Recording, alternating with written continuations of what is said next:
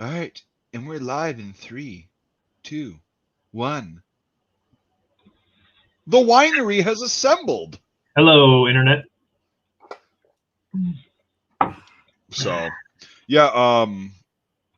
What the hell was I saying? Devin, did you see the little I don't want to call it a trailer, but the kind of snippet from Reveille that Michael and I both posted, and Jorg actually filmed all this stuff on an original camera. Which one, the newest one or the coffee one? No, the newest one. I don't think I watched it yet. I saw it though. It's 50 seconds long. Go onto my Facebook and check it out. Find it. All right. Yeah, it's really short, but I was really it's eerie. Like because it's filmed on an original camera.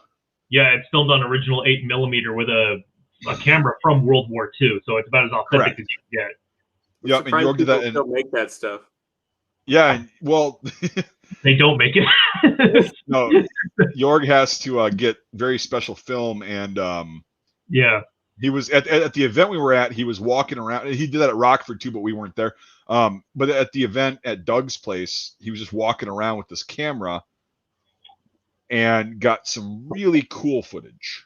So. Yeah, and I last night I got home from work and I was like doing some writing, but I'm feeling inspired to put together this little teaser, so I did, and I did. And Jorg asked me when I showed it to him, he said, "Are you going to put sound and like narration in it, like how I did?" I said, "No, it's going to be the sound is that hissing, scratching sound." You know? Yeah, the sound of the film whirring. Yeah. Right. Yep. Yeah. That's cool. I like that. Yeah. But no, it was cool, and yeah, all the comments so far are like, "I thought this was actual footage at first." Like, nope, this is for the movie. They all think it's me at the end. They think you're the fat German, yeah. Yeah, and it's like, nah, it's I wasn't there, but like they didn't notice that I was bloated corpse number 2, which is good. Right. It doesn't look like me. It's good. Well, yeah, you can't tell because you don't have the headphones on, and usually, you know, you have your headphones on, but yeah, it's your side profile, and you're like that. And the image that Jorg took of it, when I was editing, I was like, when that popped up, I was like, damn, that specific shot of Mike where he's right. Like that. I was like, shit. Bloated corpse number 2. Well, and it looks like they pilfered my body because the gear is undone. The gear's open. Yeah, well, you got to get all the valuables, Mike. Come on now, and the food. Well, yeah, I mean, they're not going to get much of that, but I mean, obviously, they got to go to Mike's stuff. They're like, this guy has food. Right. This guy's. Well, no, I wasn't bloated when they shot me. Yeah, you don't know that. Yeah, I definitely do know that. But anyway, so if you guys want to see the and then we'll talk about the Movember thing. If you guys want to see what we're talking about, I'll post this again too, as well as Devin's link later. Go ahead. Yes, this is the video I released today, and Michael released it on his channel too. I'm just gonna do a shameless plug, but I'm sure you'll get another copyright email, right? Yeah, I'm sure it's funny with the Reveille trailer because we posted the same thing. We just want to get it out to as many people as possible. He got a notice on his email like, you know, oh, there's a copyright thing, like right. A copyright claim it was you. Yeah, someone is stealing your content. I'm like, no, it's cool. I know that guy. Yep. No, it's yeah. So you'll probably get another one because Michael, you're missing your thing. You gotta sue that guy into poverty, whoever he is. Just like Mike, I love you, and you're doing such great work and everything like that. But I gotta sue you. Like, yeah, I gotta copyright claim this. Yeah. At least you were a gentleman about it. At least you were a gentleman about it. Oh, I wouldn't do it without saying I was gonna do it. Yeah. Right. You're one of the people that like personally hands somebody a cease and desist order. Right. Unlike some people who have already done that to me, but I won't get into that right now. Yeah, that's fun. We'll do that after the wrap and after everyth's good. Oh yeah, we'll address all that. Oh god. Yeah, that's gonna be fun. But yeah. So it's so yeah that little the little teaser that posted today. It was because like we both saw Jorg walking around. It was funny because we were doing a tactical event, right? So it was like a thing to make it look better for when you do public events and kind of working on how you would move and all that shit. And there's a bunch of Germans there. Michael and I were the only Americans that were there as OPFOR basically and to observe. And it was funny because we had a position set up. We got a couple more Americans that had gear on, like they changed, so there'd be a little bit more of us. And it was the last engagement we did was actually really, really interesting. And it was because Jorg was out there wearing a German uniform with no gear or anything, just like sterilized uniform. And he's walking around with his camera, and he's just silent. And he's just walking around the woods alone. And yeah, and he's like being creepy. And at the last engagement, we could hear the Germans moving around. And all of a sudden, Michael and the other guy said that he saw Jorg coming down the trail just walking. And he's wearing a German uniform. And they're like, oh, is that them? And it's just Jorg just walking. It's just Jorg just walking like he does. Yep. And just doesn't give a fuck. And then they're like, oh, no, it's not him. Okay, good. Or it's not them. It's Jorg. And so Jorg kind of stood around because he knew what was about to happen. And then, the shooting starts with blanks, of course. And the maneuvers start. And then, the Germans actually kicked the shit out of us. They overwhelmed us with numbers. Weird. Wait. You're telling me the FUDs are all wrong? 2 Americans and M1 Garands couldn't wipe out half a German army? Oh, no. We didn't have M1. We didn't have M1. We had 3 guys, 3 Americans with 1903s. Yeah, 1903. Okay. And the other one had handle a quarter of a German army. The other one had a MP40 that we were playing was a Thompson. So we had 3 1903s and a Thompson. The guy with the Thompson got destroyed because he was in a position where he didn't even get to fire more than a couple shots, and like they were all around him, like within 5 yards. And he's like, shit, this didn't work where I was supposed to be at to alert the guys that they're coming. And but so he was there. Dave was it was Dave. He's fucking hilarious. And he's cool. Yep. And then so it was fun like that. And then I ran out of ammo, so I just did like this bayonet. I threw the M1 bayonet on the 1903, and I ran out. And then the German kids cut me down, right? They were just like, it's like whatever, of course. And so I fell down. I fell down just like that, right? When I fell, my gear came undone. Mm-hmm. And I just went like this, and I was kind of laying over the pack that was on the left side. Yeah. And I was just like, well, this is really comfortable. I've been running around all day. I'm just going to take a quasi nap. Posture, Yep. And I'm like, it'll be good for my the hump that I got in the back from sitting at a fucking computer all the time. Years, Yep. And then so I'm sitting there, I'm like, this is really fun. The sun was beating on my face. I'm like, okay, I'm just gonna lay here. This is awesome. And then all of a sudden, Michael ran out of ammo and he died, quote unquote. And then Jorg came over and I just hear yep. And then Michael's like, oh wait, how about this? So Michael was actually the one laying face down. I was, that was me and a friend. Yep. Like that.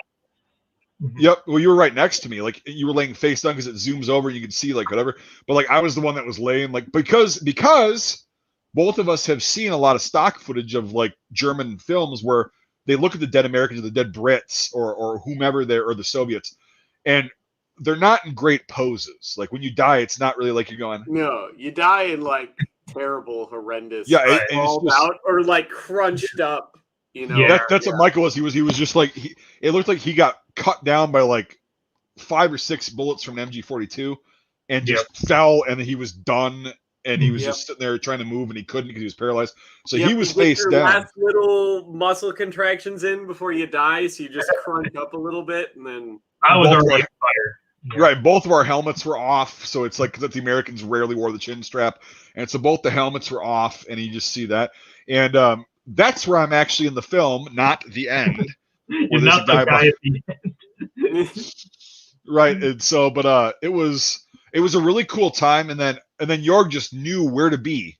He was just because he was roaming around awkwardly, but he was like he knew exactly where to be, and he just goes. He didn't say anything to me. He just went. Yep, and just started filming. He looked. Then Michael came over, and he's like, "Yeah, I'm going to lay down here," and so he laid down, and then Jorg went over and got the best angle, like that he knew was accurate for like that time.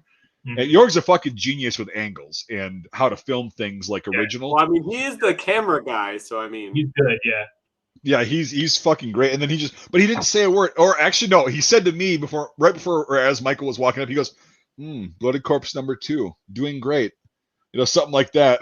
Yeah, he was and so I started laughing, of course, and I'm like, dude. You're gonna make my stomach go up and down, like when I'm. Oh, Jesus Christ, spam! spam. Yeah, I just saw that. It's okay. But yeah, it was so cool. And then I was like, oh, that might be cool footage. And then when I saw it with the thing that Michael put out today, it was like, oh damn, that looks very, very real to Yeah. It really hit me when I saw it, like for the first time. When I was like, whoa, like that was hard. It's like looking at actual stock footage. I don't want to ask him how much money all that film cost. Oh, he spent because after he did that, he got some of the German kids that I think you could see. I don't know if it was that scene, but like the German kids running around with the MG42 because they had a live but a semi-automatic MG42, right? Yeah. And then they had a Panzerfaust and other weapons, and they were carrying it correctly, and they looked great. Their gear was great, and they were running down, through the woods and everything. And Jorg was just sitting there. Yep, he got some great shots. Ones I didn't use. I mean, he got great shots all across the board. I didn't use everything because I wanted to keep it really short. But he really got a lot of stuff. So. And but it was just great. And then when he told me after he got that, and it was like the end of the round when the Germans won, we got up and he goes, I need to go back for more film. Yeah. And he disappeared. He disappeared for like a half hour to go back and get the film that he had shot. Very efficient. I have to get more film and just walk out. Yeah. And I'm like, all right, we'll see. Because then when we were standing around afterwards, they're like, "Where's Jorg?" And I'm like, "Oh, he's getting more film." That's what he said he was doing. Yep. God, he used two. He probably used multiple rolls. Oh God, that's so. He did. I saw him reload that thing at one point when we were out there by the coffee house. And So it's a process. Yeah, every time you hear that thing click, it's $10. Just No, seriously, Jorg. I'm pretty sure. I don't know if it's that film, but I know he gets a lot of film from Czech Republic when he goes back to Germany a couple times a year. He'll go to Czech Republic. Reproduction film or something like that. Well, it's actual film, but I don't know if this is the one or if it's for the World War I camera that he used when we did our thing a couple years back. But I don't know if he can get. I think somebody makes 8mm film, but it's not cheap. It's not cheap. I assume I know for very expensive. Yeah. For the World War I stuff, he had to actually hand cut all of the film to fit in that particular camera. I don't know the details, but I know he told me he had to hand cut and size the film for that camera. I don't know if it was for this one because I think people still make 8mm film, but it's not the right 8mm film. So right, so it's but it's the way his art is, and then so he got more film, and then then he did that coffee commercial after we did all this that we were talking about. So it was fun. It's funny the coffee setup. Actually, I used one image from it for the little trailer, which is at the very beginning. I have it open with that shot of just those crates there. I don't know what it was, but I was going through that footage. I was like, that's an eerie thing that I think would be an interesting way to start this off.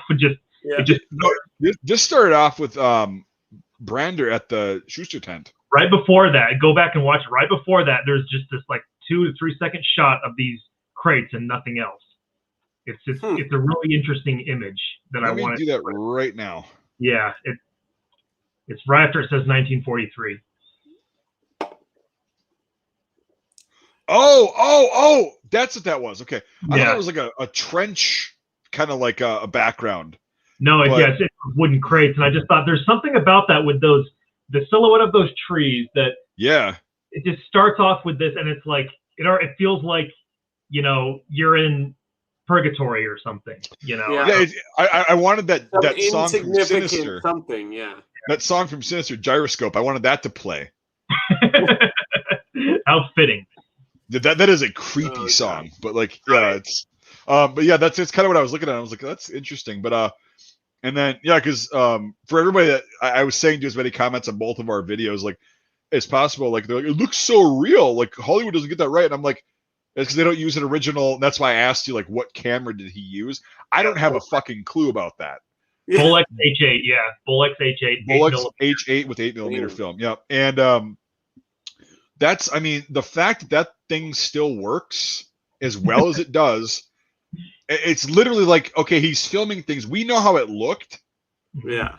And so now that actually helps us too, is like, we know how it looked when we were actually there, right? Because it was crystal clear. We could see everything, blah, blah, blah. Well, Michael couldn't because he wears glasses, but like, it's, but so you know what I mean? With the colors and everything and it's clear.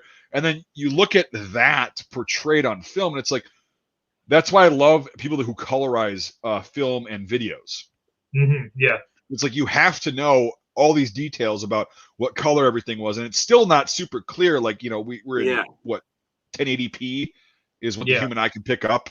And you can do 4K, but the human eye doesn't really pick up much more than 1080. It doesn't register more than 1080. Yeah. Well, it's that film, like that look and everything, and just it's something you can't replicate like with video effects. You know, it's just no. You cannot. You can try as best you can. Like, I mean, the opening title sequence and the closing title sequence were done by me, and that was done with effects and such. But in terms of like the actual image, like the photography and everything, you just can't replicate it. Well, and the frame rate too is people try to replicate that, but like when I was watching it for like the 1000th time again, I was like, this frame rate is so specific to that period. Like because I started like really just slowing down and like, okay, how is my eye, or you know, at what rate is my eye picking this up, and like how does this look different than regular motion? And I'm like, oh, it's that, and it's so specific. And I mean, you'd have to spend thousands just to edit that 50-second video to make it look anywhere near that. To get it to look right, anywhere close, So the only way to get it is to just do it like how Jorg does, you know, just do the real fucking thing, you know.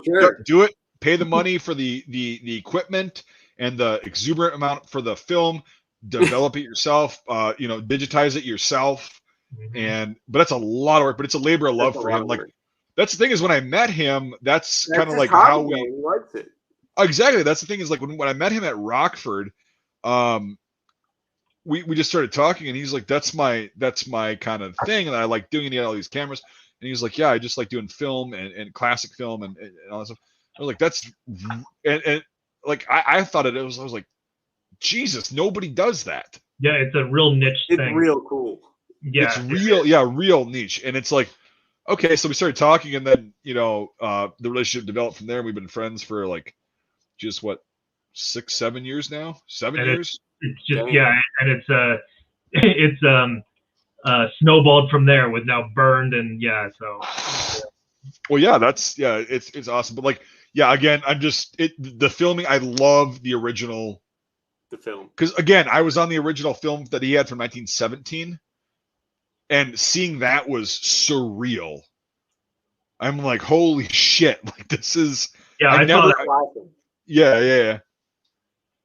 It was really cool. Yeah, and so that's cool. Let's see. Let's go through really quick. Answer a few questions. I'm really glad that they made all those cameras good enough to last this long. Well, back in the day, you know what I mean? So you hit that thing with a baseball bat, it wouldn't break. Well, probably, and I think that I'm pretty sure that Jorg himself can repair it to an extent, or else knows people who can get it back to 100% working order. But I mean, just finding one of those still, left and works and has all the parts and shit. I mean, like that's just a credit to whoever made it. So it's not. Yeah, it is. It's nuts because they made it to last, and you know they were expensive, but hey, we're using it 80+ years later, and it worked great. Without it was amazing. A fucking Canon's not going to do that 80 years from now. No. Nope. Maybe one of those little Kodak $10 ones might. Maybe that's true. I'm sounding like a goddamn old man now. Like, you know, they don't make them anymore like they used. Well, you know, who knows what we're talking about when we talk about one of those Kodak fucking $10 things you buy at any gas station. That's not a thing anymore. Nobody. I've got one that I still need to get developed from like 13 years ago. I know, but like we're from the last generation where that was a thing. Where do you go? Where do you go to get that developed at all anymore? Like Walgreens or something? I don't know. I have to get that developed. There's a lot of pictures of basic training that I took. Yep, with your little Kodak camera, You'll wind up one, Well, and I almost got in trouble for that. Yeah, I almost got in trouble because we had a 36-hour pass between basic and AIT, and I bought one of these at the PX, and I was taking pictures of the bay that we lived in and everything, and then I met my buddy like from back home, like down there for whatever reason. He was on a pass for whatever reason too, And so we got pictures. We spent the day together, and then I got pictures of just like Sand Hill at Fort Benning in 2008. And then when I got back, the drill sergeant's like, "Yeah, so word has it on the street that you've been taking a lot of pictures of this." He goes, "If I see that fucker in the next 20 minutes, you're done. But if it's in an envelope addressed to your home, well, there's not much I can do about that, is there?" Well, you know what you should do, Mike? You should take that camera and put it in an envelope to China for $1 million. Yeah, I'd be like, "This is military secrets from 13 years ago." Oh. And they'd be like, it probably hasn't changed much because the government's been pissing money away on submarines that are made out of the wrong kind of steel and the F-35. Fair. So, Fair. And then you fucking end up dead. Yeah. I end up driving my car into a tree at 120 miles an hour, even though it's an analog vehicle. Yeah, You'd with 2 shots in the back of your head. You'd get fucking no, you did say Mike committed suicide by shooting a nail gun into the back of his head. Yeah, right. He's something He ridiculous. swan dived. About that yet, but they got the guy from the Navy who grades all the steel that like all the stealth submarines are made out of and stuff, and he's like, "Yeah, I've been falsifying those for like 23 years." Nice. That's fun. Now the Navy's like, we got to scrap 23 years worth of nuclear submarines. Nice. I'm gonna really quickly go through questions, and then we can start. While I'm doing that, Michael, or no, you have to be present for this. This is a good question. Okay. Michael Mitchell, one of my favorite. Mike's favorite subscriber. He's still here, is he not? I still see his here. comment. He said, "I'm wondering if Hollywood will ever make more Korean War movies." That is something that I am going to be pitching to Mikhail down here, like an actual Korean War movie. That's something me and you actually really bonded over, was the Korean War movie. Yes. Nobody gives a shit about it. So. Nobody gives a flying fuck about it. And it's very important to modern day history because that was the first UN war. Yes. A police action, rather. Mm-hmm. But it would be declared war, but like, you know what I mean? Like it was one of those. Yeah, that was where the United Nations and NATO really cut their teeth, was Korea. And they fucked it up so bad. Yeah. That is the genesis of the Cold War right there. So that is that's like the actual hot start to the Cold War. Well, I'm down for always exploring things that are usually unexplored. So absolutely, yeah. So yeah, we've got, don't tell anybody, we've got a potential project in the midst for our next project, but I want to cover, and Michael's again open to this. This is just why it's cool working with him. World War I, actual stories, Korean War. I'd love to do more of the Korean War too. And Korean War is pretty cool. Korean War is it's so fucked up. And then Vietnam, but in a way that it's not Hollywood. Yeah, I know what you mean by that. Yeah, Vietnam. If it was, because I know a lot of Vietnam vets, and they're all in different units, different jobs, and they're also still alive, so we can talk to them and kind of interview them and narrow down. Korean War guys still alive? They're barely though. They're about to die off. Alive. Yeah, they're a dying breed. Yeah, like just like World War. If you meet a World War II vet nowadays, it's very rare. Korean War is only 5 years to 10 years behind them. Yeah, a lot of World War II veterans were in Korea, like the ones that stayed in the military. Yeah. Yep, and that's it's a pretty interesting thing. But anyway, so to answer your question, long form or short form, Michael Mitchell, yes, we will be. No, maybe. Oh no, it's yes. Eventually, someday, yeah. We can't guarantee when. Hey, but Michael could die in a car accident tomorrow. Maybe. Thanks for that. Maybe. Maybe. I'm just saying, once I learn everything of Michael's skills and his techniques and his little tricks and everything while he's on set, and like once I learn everything from him, I'm gonna be Palpatine for sure, taking out freaking Plagueis. Yeah. Like I mean, that's a given. He's gonna die in a car accident. It's gonna be tragic, but then I'm gonna be the fucking. I will be the Senate. Okay. I will be voted corpse number 2. Yes. Okay. For a minute there, I was thinking like, okay, if you're Palpatine, who the fuck am I? Darth Plagueis. Do you not know who Darth Plagueis is? You've never heard the story of Darth Plagueis the Wise? I know of Darth Plagueis. Goddammit. Okay. Oh my gosh! Don't fucking challenge me. All right. I know my Star Wars. Yeah, you assumed, okay? I just asked. I wasn't he's sure what Plagueis, and I'm Palpatine. Okay, all right. Michael's going to become so powerful that the only thing he's going to be afraid of is losing his power, and he will via a car accident or a 3 gunshots to the back of the head, something like that. Like it's going to be so powerful. The only thing that can kill him is lightning hands, which I'm developing, and then I'll take over and I'll be like, "What a tragedy! That was bad. We'll all remember him, but fuck it, let's move on." And then I'll do my Korean War movie. Okay. Yep. And then someone along you're going to be like, I'm going to tell a guy a story about you in erotic theater in 50 years. So someone eventually is along those lines going to pick you up and throw you into the center of the earth. Eventually. Sure, but I'll still make a Korean War movie and make bank. Okay. And then he'll be thrown into a nuclear reactor. Yeah. Someone says, who will be Darth Vader? Michael Mitchell says, who will be Darth Vader? We don't know. He's probably not even born yet. No, he's probably not even born yet. Yeah. Midi-chlorians haven't assembled. You know, oh my God, you're going by the prequels? Oh, man.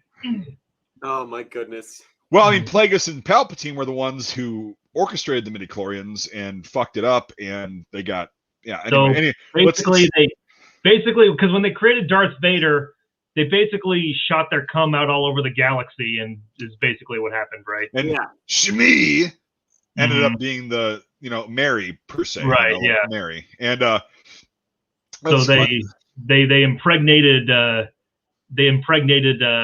woman on accident. Yep. Yes.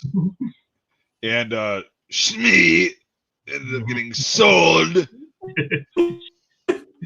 I like your Watto there. That's pretty good. Well, we did that. We're driving down to Illinois. We were both doing that. I told you about that interpreter I had, which is fun. Right. Yeah. We were both sitting there like that car ride down and back was pretty fun. Like we were doing car rides. It's like it goes by a lot quicker when we're just shooting the shit and being retarded. Yeah, there was a lot of that. Yeah. Yeah, just like Imperial credits will do just fine. Oh, dude. Oh, they won't. Yeah. No, Shmi. I sold her. Yeah, I wouldn't honest. He married her, and it's like, well, who gives a fuck? The moisture farmer. Yeah. I like that scene because he's wearing a World War I helmet. Well, a rendition of one. Let's be honest. No, it's not a fucking Brody helmet. No matter how much you want it to be, it's a rendition. And he's whatever. A piece of shit. There's nothing holding it on except the Force, but he doesn't believe in the Force. You know what, Mike? What we should do is we should do a thing where we watch the original Star Wars films and we pick apart the guns that they actually used. God damn, that was a future thing. And the gear. They use gear too. Like they use gear. 40 pouches, yeah. Oh no, they use Luke is wearing a Yugoslavian Mauser pouch. Yeah. Okay. It's awesome how much surplus they use in there because it was cheap. Yep. No, I've gone through and looked at a lot of that stuff like MG34s and Lewis guns and stuff. Yeah. Yep. And Sterling submachine guns for the E11. Sterling. The E11s are all Sterling. Yep. Yeah.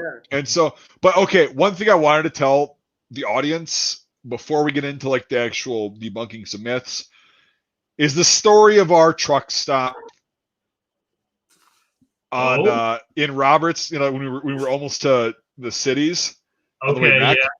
Yeah. And we went there because I was like, I got to shit. I ate something and I have to shit like now. No. It's not what you think, Devin. It's even funnier than that. I doubt it's not what I think. No, it is. Okay, Michael, is it what he thinks it is so far? Because I know he thinks it's not about me. It's not about me. Go for it though. Just talk. And then when we were driving back, it caused me to almost go off the road. So this is funny. But so we go to this truck stop. I'm like, yeah, hey, we'll stop on this place because I used to live like 15 minutes north of here, blah, blah. But it's a good truck stop, right? I thought it was years ago when it first went. So we get there and we go in and I have to shit. So I go in there and there's like 7 stalls and 2 are open. The rest of them are all taken. And so I go to the first one and there is literally, probably 4 people shat on this thing once it was plugged. And then kept adding to it. Wow. Yeah. Yeah. And I'm like, God, fuck, really? Like, I have to shit. So I go to the next stall over, which is right next to it, and there's piss all over the seat. On the ground, there's piss. And I'm like, Oh Jesus Christ! But like, I have to. I cannot Like, wait. which It's like one it's do one of you those things. pick? Like, Which is worse? Yeah. right, and I'm like, well, okay, so I start grabbing toilet paper and I start wiping it down and like fucking throwing it in there and flushing it. And then I took one of those things for the first time in my life, those paper things, and I put it on the seat. The toilet seat covers. Yeah. Yep. It didn't work out great, but it was better than nothing. And so I'm sitting there and I had gym shorts on because when I'm driving, I want to be comfortable. And I put them down, but like I didn't want them to, dip in the piss on the floor. So I'm trying to hold them up. And then it's like, okay, I found a balance point, got my cell phone out, and I'm like, okay. And then, my ass vacated itself. But I had to do it. It wasn't an option. And all of a sudden I'm sitting there and I'm just kind of like got the cold sweats a bit, but not bad. And then I hear footsteps and I hear a bag like, opening up. And then I hear, and I see the shadow underneath the stall door. And I hear, oh, God damn it, not again. Every fucking time I work, somebody fucking does this. I cannot fucking believe this shit's happening. What the fuck? How fucking hard is it to fucking, and he's just going on a rant. And I'm like, geez, and he's just like, God damn, these fucking nasty people. God, every time I fucking work, God, what the fuck? And I hear footsteps walking away. And as he's ranting, I'm like, trying not to fucking laugh. Trying not to just bust out laughing. It's just helping me poop. It's helping me poop, to be honest. Like, it was good. And so after a copious amount of paperwork on my end, I get up and I get out of the stall and I'm walking and I see the guy that's wearing like the yellow, like, I'm a janitor vest. Yeah. And a garbage can. But he's down like changing the garbages by the paper towels. And then Michael walks in to take a piss. And as he's walking, I'm like trying not to like burst out laughing. And I was like, pointing it to me, pointing it out. I was like, dude, somebody destroyed that fucker. and Michael looks at it, he goes, oh, and I'm like, yeah. It was bad. It was bad. It was the worst. Oh, it was fucking terrible. And so Michael goes and takes a piss, and I'm sitting there. And so now that I said that, I'm like, well, that's a dick move to say to this guy that has to clean it up, right? Yeah, fair. And so I walk up next to him, and I'm like, gonna go wash my hands, and I'm like, shh, hey, man. And he goes, and I'm sitting there, I'm like, wash my hands, and I like, get the paper towels, and I'm like, I gotta leave. So I'm running out of the store, hysterically laughing, like, cannot control myself laughing. People are like, what the is this guy on fucking like PCP? What the hell is he doing? And Go ahead. No. It's like, what were you gonna say? Well, by the time I got out to the car, Mike is in there just like, just losing it. Yeah. Like the part wasn't that funny, and he's like, no, it's what the guy said before. Oh, he went on a fucking goddamn time. Yeah. He goes, but like the initial, every fucking time I work, what just the broken spirit, and then it's just replaced with anger. Yeah. And nobody else was laughing that I could hear in the stall line. Yeah, I'm like, how can you not laugh at that? How can you not laugh at that? And so I was like crying driving on 94. I was like crying as we were. He was in stitches. I wish I could have been there to hear that guy say that. Oh man. Well, that's what you said when you got in, and I was trying to tell you after like 5 minutes of me like talking. Right? Yeah. I'm like, what the fuck happened? And then you started laughing. And you're like, God, I wish I would have been in there. I'm like, yeah, me too. Like it was, and he just missed him. It was like a matter of I think about maybe a minute and 10 seconds. Michael of course, I saw the guy in there when I came in, but I didn't hear him.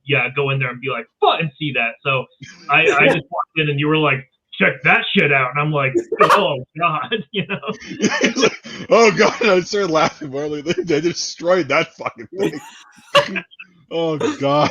It was the guy. The guy looked very happy, didn't he? Oh yeah. He was. He was. The look on his face was like, he looked like he was like hungover and also just like having there isn't a worse job. He works. He's a janitor at a truck stop. I mean, like, holy fuck, The spinach. He's a janitor at a truck stop. Oh, I can't imagine a worse thing. The stop itself is nice. The bathroom was atrocious. Just destroyed, yeah. It was destroyed. And there was people in there trying to shit and their colons were not working. They're just because I mean, people go in there to shit who have been sitting in cabins eating dog shit food and like holding it in for hours. Right. So, it's gonna be a scene. Yeah, you're trying to shit out a bunch of Twinkies and Little Debbie snack cakes and shit that's just all plastic, Just rocks, all the little pebbles dropping out. It's gonna be like rabbit turds hitting the water. It's just like, oh shit, it's bleeding again. Fuck. Not good. Fucking toilet paper hanging out the toilets. Yeah, there was. It was gross. It was.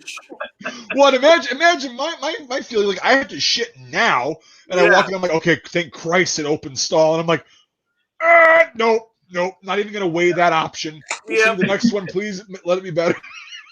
And it was by not much, but it didn't have a pile of shit like a porta shitter does, caked up.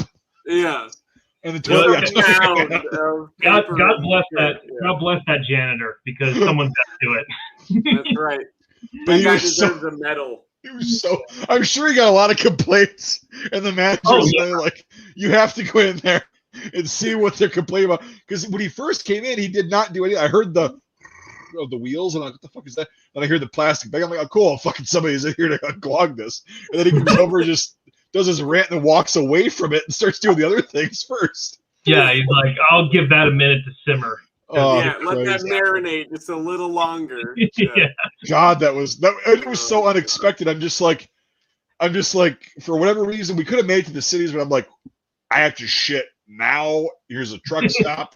I used to live 15 minutes north of here. We're good to go. It was like so like just random, and it was so bad. It was so fucking bad. And Michael was like, what I was telling him is he was laughing. And the parking lot, my God. Yeah. The parking lot was fucked. And then when we pulled into there, that semi went up on 2 wheels. I forgot about that. He turned the corner. He was going at half the speed of snow. And I'm like, I have to shit. Let's do this. And his fucking trailer went. Tip over. I'm like, if you flip over in front of me, I'm driving through your fucking trailer. Like, it doesn't matter. Like, it's not going to happen here. I forgot about that. We were just like, whoa, shit, we were right behind.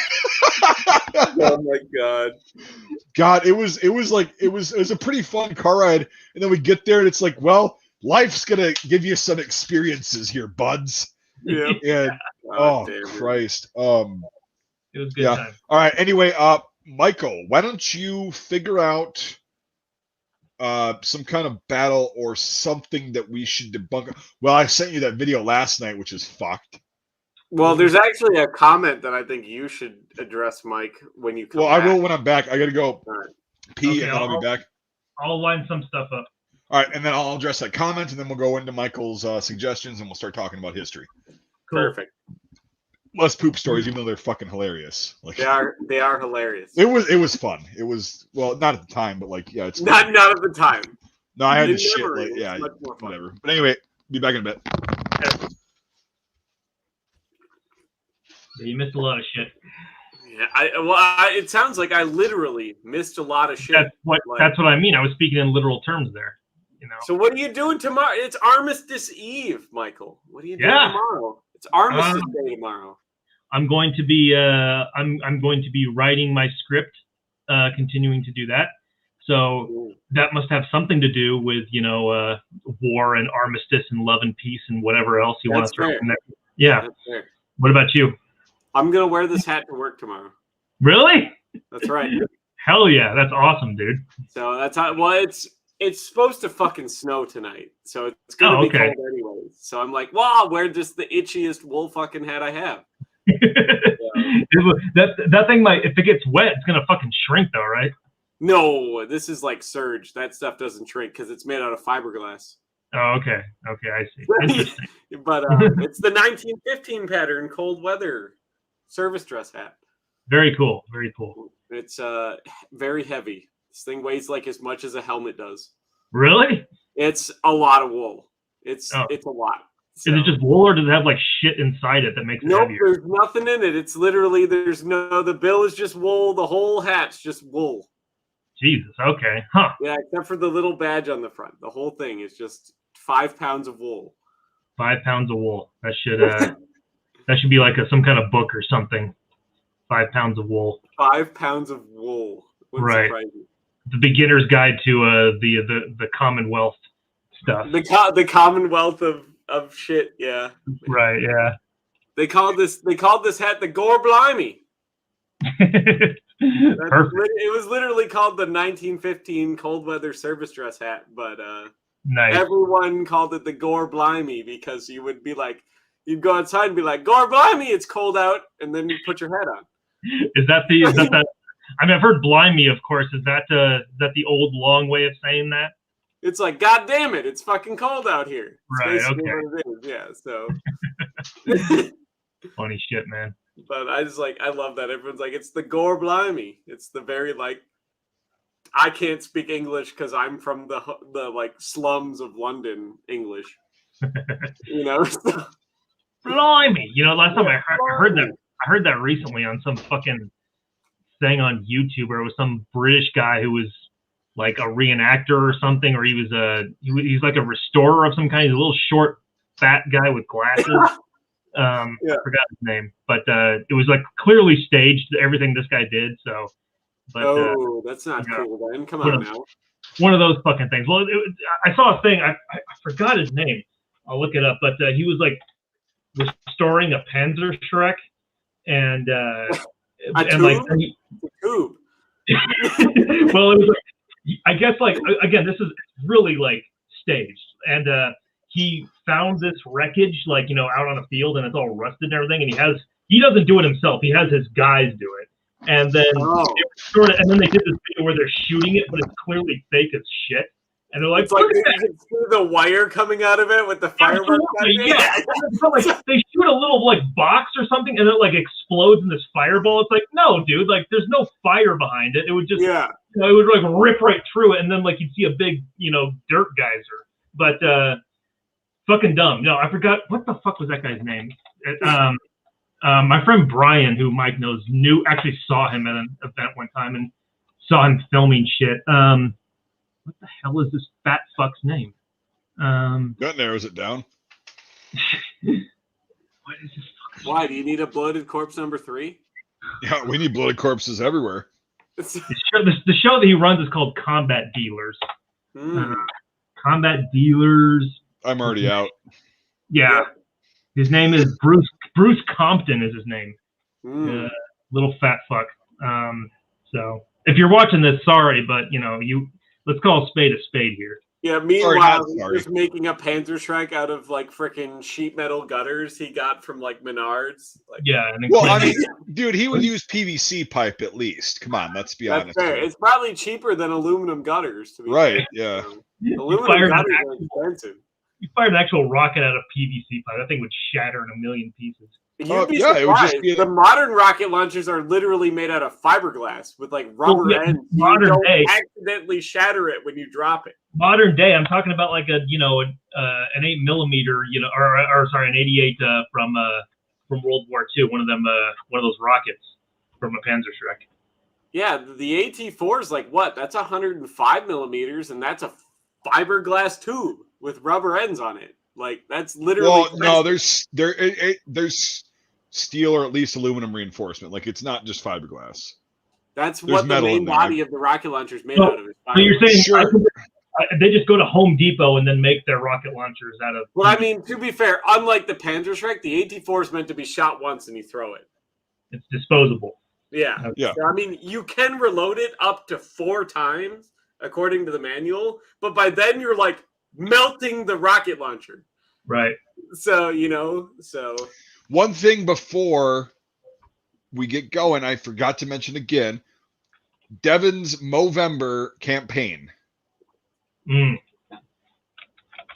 So really quickly, people, the link is in the description, but I can also post it here. That's right. You fuckers that are too lazy to do that. Everyone's got to show how much of facial hair they were able to grow in 10 days. Right. So this is literally, I shaved on Halloween. We already discussed this. Same thing. Me too. Yeah. Right. I'm doing the beard shit beard as long as I can handle it too, just to see where it goes. There it goes. So there. This is 10 days worth of growth. There you go. It's not bad. Okay, not bad for like a middle schooler. Oh yeah, it's bad. And then there's the stash. I can kind of see it. Yeah. Yeah, exactly. It's not good. That's why I shave clean all the time. Is because it doesn't grow here. So you got enough. You're bald there, huh? I cannot. It looks like shit. It feels like shit. Yeah. Why the fuck would I do this except for Devin's cause? So I donated a few bucks to Devin's thing. It's explain what your cause so is. the whole thing about Movember is it's a lot of just general men's health. Men account for 4 out of 5 suicides actually. Which is kind of weird because they're never talked about. But and then also testicular cancer is the most common and treatable form of cancer in the world, and a lot of people are dying from it still. And Movember is a time where you grow, you could sign up for either a full beard or mutton chops or a mustache. And I signed up to grow a mustache for November. And it just is to raise money for awareness for all this stuff, and also to actually provide funds that goes into a big pool at certain hospitals where if you cannot afford your cancer treatment for either prostate or testicular cancer, well, they will take care of it for you. So very cool. And stuff like that. Yeah. And so I'm at 10 days of this beautiful mustache here. Yeah, it's disgusting. It's fucked up. Because I also shaved on Halloween. It was probably about 3 p.m. on Halloween. I shaved. Same. Well, mine was probably about noon, but yeah, it doesn't matter with me. So. Yep. So I'm at 10 days of this mustache. It's already, a shitty caterpillar. I don't approve. I never have approved of that thing. The piece of shit. It's disgusting. I mean, for 10 days, this is pretty impressive that you could see it from this far away. That's. Well, really, I'm just jealous. That's the problem. Is like, I'll probably never be able to grow an actual mustache or a beard. Fair. Well, you can be like those people that cheat and they put like eyeliner in it to fill it out, No. No. Yeah. Oh, come on now. If I'm a prepubescent boy for the rest of my life, so be it. You could I'm not going to sell out like people do with their eyebrows, on their eyelashes. The girls that paint their, the little wings on their fucking eyes to like, oh, my eyelashes are so great. It's like, well, your dad hated you, and I mean, I guess that's okay, Mike. That's okay. I grow a pretty good dad mustache. That's fine. Dad stash. That's not right. That's fucking disgusting. Is what that? It's a caterpillar. Surprised, so it's a caterpillar. I get a lot of presents for Father's Day because there's a lot of women that call me daddy. Like, so that's how that works. So you think so, huh? You'd be surprised, honestly. You'd be fucking surprised. That's the lamest goddamn thing I've ever fucking heard from you. Like, I wish it wasn't true. Trust me, I wish it wasn't true. I respect you a lot less now for you saying that. Like, a lot of those presents really suck, actually. So that's not good. Like, it's if you've got people that are dumb enough to call you daddy and give you Father's Day presents. Hey, there's plenty of women out there that did not have a good relationship with their father. So I'm aware. Trust me. Yeah, there's a lot more of them than there should be. Yeah, I'm aware, and it's a double-edged sword there. Yeah, it definitely is. It's a double-edged sword. So. It's like a triple-edged sword if you think about it, because it's like, well, yeah, it's like having a double-edged sword, but the handle's also made out of razor blades. Right. It's like, do you grab it? Do you just lean into it and just take it, or what do you do here? Yeah. So it's one of the things where like the more you get into it, like the tighter you grab, the deeper you cut yourself, So yeah. So basically, Devin, Ron Jeremy would be very proud. Yep. We'll just put it that way. Yep. We can't stop talking about Ron Jeremy. I think last one we did, Devin and I mentioned Ron Jeremy. Yeah, because I have the same mustache Ron Jeremy has. He literally does. Literally does. That's how it is. He's got like from the nose down to his chin, he is Ron Jeremy pre-massive weight gain. That's fair. Back So- when he was still like in good shape. A stud. man. Yeah, I mean the guy I'm wearing leather jackets and fucking chicks. It's like yeah, cool, but like Yep. no, So- you're smuggling a whole can of tennis balls through the airport, like what? because it's hang down.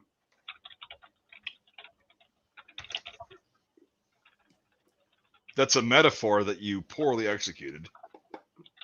I didn't make it up. All right, he's got a huge dick. You like when I say that? Yeah. Better? There you go. All right. Yes, that's more easy to understand. It's more easier to understand for all of I us. was trying to be subtle, Mike, but I guess Okay, I so mean, to be fair, this audience doesn't do subtlety very well. well, right, which is I know my audience. I think That's fair. right. I from the comments, like I Yeah, think I know who we're talking to here. But anyway, Mikhail. Yes. So I have a series of Mike not too long ago sent me a video, some Audie Murphy stuff, and so I have a little bit of Colmar pocket photos that I have collected. Oh, that's a fun one. Right, yeah. So I thought it'd be kind of cool to go. Colmar was fucking. I haven't visited Colmar or like historically like researching in years. Right, yeah. It's a kind of an unknown thing. It's the other part of what they call like the other Battle of the Bulge. It's most people think of the Battle of the Bulge. They think of the Ardennes and everything. Colmar Pocket was East France, and that's on the border of France and Germany, basically. Yeah, and, it's southern. Yes, it's Alsace-Lorraine. Yeah, exactly. Mm-hmm. So pretty cool stuff. But this is where Audie Murphy famously did what he did that got him the Medal of Honor, where he stood on in Holtzfjord. In the Holtzfjord, Holtzfjord Forest. He stood on the tank destroyer and guided artillery and was able to hold off an assault by also manning a 50 caliber machine gun. Which, on an M10 tank destroyer, not a Sherman. Yeah, right? not a Sherman, which most people. Right. I have the only photo that exists of the M10 that he was on. Yes. Actually. Yeah, right. We can show that. And then that was that the 789th Tank Destroyer Battalion, or am I getting the numbers wrong? 789. No, that's right. Mm-hmm. Yep. Okay. Now let's start. We'll start with that one actually. I mean, that's pretty weird, Michael. I've never heard of an M10 Sherman before because every boomer is a Sherman. So. Did I say M10 Sherman? No. Okay, cool. I'm just quoting all the boomers, Okay. I've never heard of the model M10 Sherman. Wait till Michael Mitchell gets started in the comments here. Okay. Wait till he gets started trolling. I forgot, Mike, that question that guy had that I thought you should answer. There's one guy that read somewhere that he said that the M2 Browning 50 cal is banned by the Geneva Convention. I want you to tell him why he's an idiot. No, so it was not banned by the Geneva Convention. It was banned by U.S. forces in Iraq and later Afghanistan for use for anti-personnel purposes. Well, yeah, it's too much. But and it also created a lot of collateral damage because it's a waste. It's for you vehicles. The 50 cal for vehicles. So right, but you in Iraq and Afghanistan they use mud huts, and if you hit it with a 50 cal, it's going to go all the way through. Yeah. My dad cut down a fucking old wall of, sand blocks with a 50 cal. And so, yeah, it's not good, but that's why no, Geneva Convention thing. No, it's a fucking fallacy. Yeah. It's like when people think the Geneva Convention banned like like triangular knife blades. That's not actually real. No. So all right. So this is the only photo that exists of the M10 tank destroyer. Yeah, that's a Sherman. I'll stop this stream right now. But this is the only photo that exists of the only photo that is known to exist of the Zoom M10. in a little bit. Right, of the M10 that Audie Murphy was on, manning the 50 caliber machine gun. Now, right now, when this photo was taken, it is burned to a crisp. Because when he did that, when he was on the thing, part of it was on fire because it had already been hit. And by the time he had left it, it had burned up and stuff. But he actually said that he liked the fact that it was on fire because it was keeping his feet warm. So because it was freezing fucking cold, so it was like the warmest thing he had felt in a very long time. So But as of right here, yeah, you could like the top of it. I think that this part had already like maybe blown up or something. I don't know what that is exactly, but I know that the top of these turrets are open. Yep. And the machine gun might be here. It might not. I can't really tell. But yeah, I know. Yeah, you can tell. And it looks. This is probably like moved, like because this is probably not where it actually was. I mean, you can, if it's burned up, it's got snow on the tracks, like it's been moved. So. Yep. Right. Yep. So I mean, yeah, I don't know.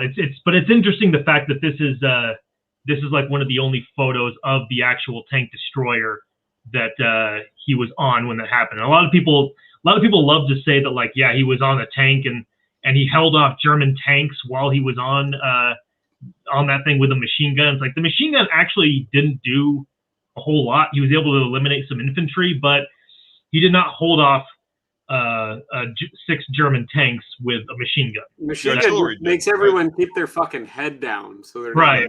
But and the artillery that he called in, right? That's what actually.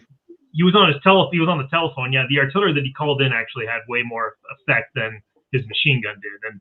But everyone just loves to mention the machine gun just because it's kind of a movie badass type it seems thing. More badass. American is all about that. Right. So but, I mean, let's discuss too that you actually informed me of this, that he was actually not wounded on that tank. No, he was shot way before this. Actually, that's another thing that people usually mistake because of the movie To Hell and Back. They shortened it by having him get hit while he was on this thing. Yep. And that didn't actually happen. He was in the woods. It was around the Colmar pocket, but it wasn't during this. He was in the woods and a sniper shot him through the hip. And he was in a hospital for a few days after that. And then he went back. And then after he went back, this happened. But he actually was not hit during this whole engagement when he was on the tank destroyer. Yeah, because what did he say to his guys when he got back to them? When he got back to them? When are you talking about after he jumped off the tank? Yeah, and he was back with his guys. He's like, "How am I still like? I don't know how I didn't get hit." He said, if they want to shoot me, they can. I don't care. I'm too tired. Right, and then he was also like, "Well, I don't know how I made it through that one. That might have been later, but like, yeah." Right. Yeah. Pretty crazy. So, yeah, it's yes. So there's a lot of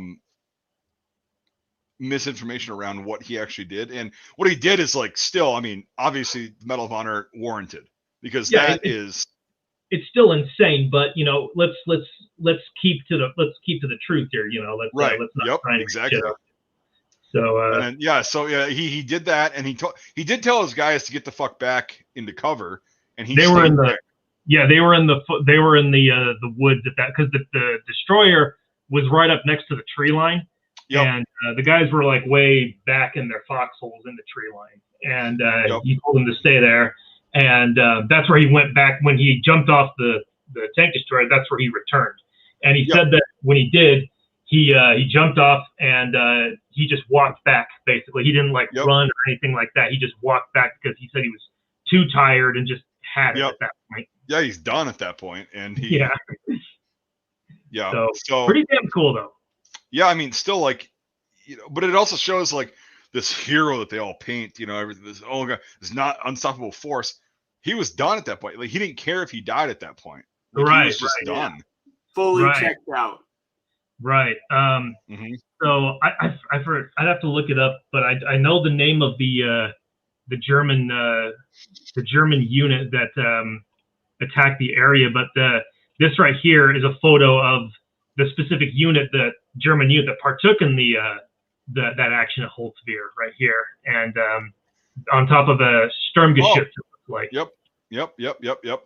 And I get using white sheets for camouflage. Yeah. And so that's pretty neat. You can tell they're all really young, just like how he was. Yeah, and they're at that point. Yeah, they were running out. Right. all the middle-aged people have been killed. But they're wearing a lot of it looks like Splintertarn. Yeah. So they're wearing a lot of those parkas, a lot of the big winter quilted pants. Yeah. Do you know if that was so that was a Panzer division, or was that what was that? Volksgrenadier. Oh shit! Even worse. Yeah. Yep, even worse. Jesus. So they're equipping Volksgrenadiers with all this like clothing.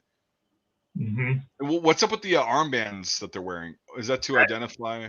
That might be. I don't know what that is. I don't know what that means. It's snow camouflage, Mike. Calm down. Right. Yeah, they all got them though. They all got them. Yeah, it's I don't know what that is. Yeah, but I've seen it before, like in the Eastern Front photos. I've seen them wearing kind of armbands like that are made of. It's probably cloth. ID. It's kind of like how like when they sent us overseas, they gave you like 5 sets of dog tags and said put it in fucking everything, so that way if you blow up, we could find some. Yeah, but it's not an ID. That's just like unit ID at the best. Oh no, they're like put them on each of your boots and like in your backpack and on your. No. I'm not talking about your fucking magical little experience. Who you were. Yeah, I'm not talking about your magical experience. I'm talking about like these guys. Like, yeah, is it like so? One unit wore white, one unit wore red. Because I've seen guys like original photos that were color that are wearing red or blue armbands. And probably, yeah. I mean, if that's the case, probably, yeah. So yeah, who knows? But interesting. Well, I got more photos from this from these guys. Yeah, the cold arm pocket. Yeah, keep them coming. Yeah. Okay, so it's been. Most people say that with Audie Murphy during that assault at Holtzwihr that he held off German tanks. They were actually Jagdpanther tank destroyers. Yeah, so it's a tank destroyer battalion. Right, 6 of them, and this is one of them right here. Oh Jesus, yeah.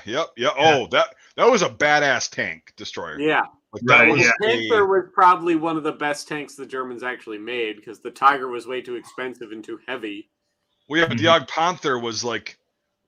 That was like the Sturmgeschütz on steroids. Well, yeah, it's a tank destroyer on a Panther chassis. Right, but like it was the gun that was a 105, was it not? No, that's 88. That's a long 88. Okay, yeah, it's an 88. Yeah, you're right. The muzzle brake, yep. But still, like that's a huge gun because the Sturmgeschütz was a 75. Yeah. And so yeah, this thing. So when was this picture taken? Do you know? It was the day after the Holtzwihr. Okay, so in 45, yeah. Okay. Yeah, that's. Oh, I just noticed those are American guys. Yes. Well, yeah. So this is after this is abandoned. This is after they. A lot of people also think that the tanks the tank destroyers, that is, the German tank destroyers, were destroyed. They actually weren't. They stopped, and some of them were abandoned, and other ones pulled back. I think I read the sighting on this one was hit by like machine gun fire or something, and that's why one of the reasons why it had to stop or something. Like one of the viewports or whatever was damaged. Yeah, no. But look at that too. Like the little armor plate that is on. Fuck, I wish I could point. The guy that's standing with the Mackinac coat. The little track protector there. It bent down. It bent down, so it might have been jamming it.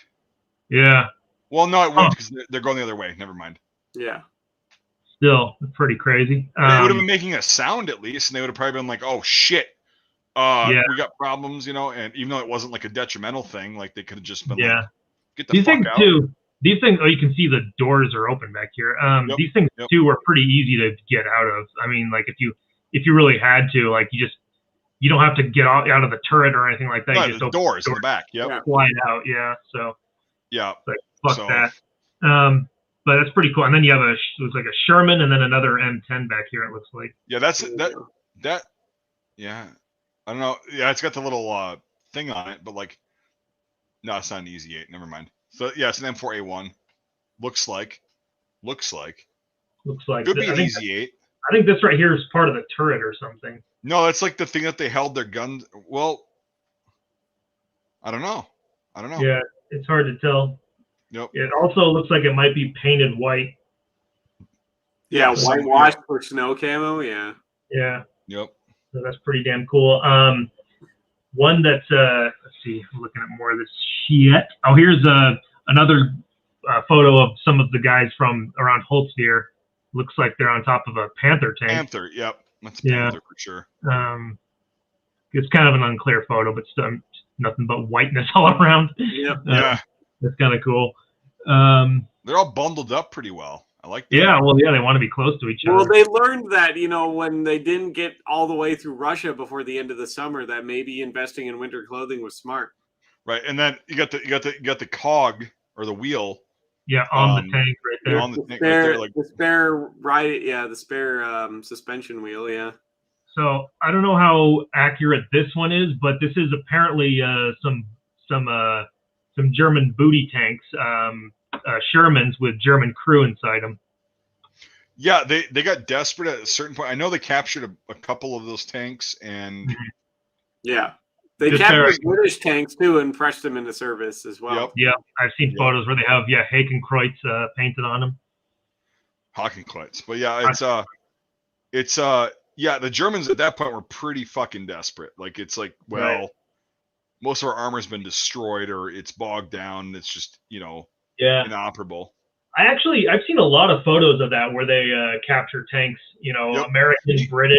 Well, even in Africa, they had that shit. Yep. They were using Crusader tanks and Sherman. Well, it would have been Lees and stuff mostly, but it's Panzerbeute or something like that. Like they had a term for it because they did it in the First World War as well. Yeah.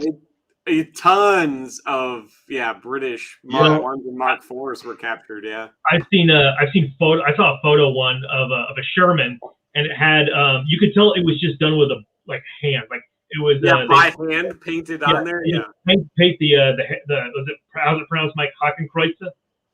No, Hakenkreuz is a swastika, but Balkenkreuz. Oh, sorry, no, Balkenkreuz. That's what I meant to say. Sorry. The cross. Yeah. The Balkenkreuz, they just paint those on there like by hand, and then they actually would write Panzerbeute on it. Yep, Panzerbeute. Yep. Yeah. Yep, because like a captured tanker. Beute means prey, like Prey. B-E-U-T-E, I think it's spelled. So, Michael, you might not know this, but do you know what the Germans' most common tank was in World War I? Do I know that? Yeah. No, I don't know that. I thought they only had Mark IV. Okay, yeah, I thought they.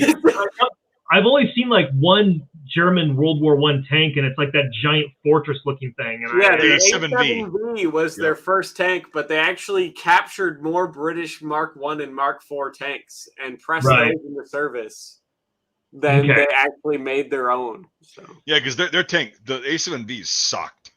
Well, it was actually good, but it showed up just way too late.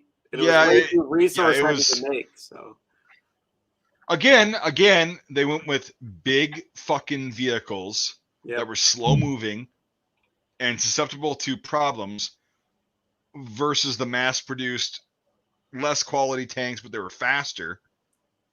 Well, I mean, faster. I mean, 6 kilometers an hour isn't exactly trucking. Yeah, versus 4, that's faster. I mean, at that point, it's negligible. You're still walking faster than that thing's moving. So sure. Yeah. Okay. Now we're going away from vehicles and we're looking more at soldiers here. Here we go. American soldier with dead German, and you can obviously see the very, very distinct Sturmgewehr right there. Yep. That's kind of neat. And then there's actually another. There's another one in this series where I think that's the same guy. Same guy. Just in snow camo, you can't really see what is what. Man, he got fucked up. Yeah, he did. Yeah, his helmet's pulled over his eyes. Interesting. Wearing jack boots, or are those? No, that's low boots with Kamashin. Low boots. Go up to his helmet. He's got the chicken wire. He's got not chicken wire. He's got the wire camouflage system. Yeah. This right here, yeah. Yep. Huh. Interesting. So, and yeah, well, it is what it is. Some American guys. Let's see. That's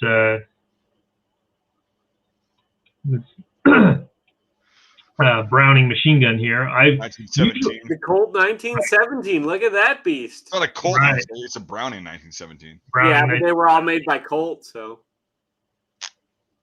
I usually never see them with this big tube on the end. That flash hider, like the flash hider.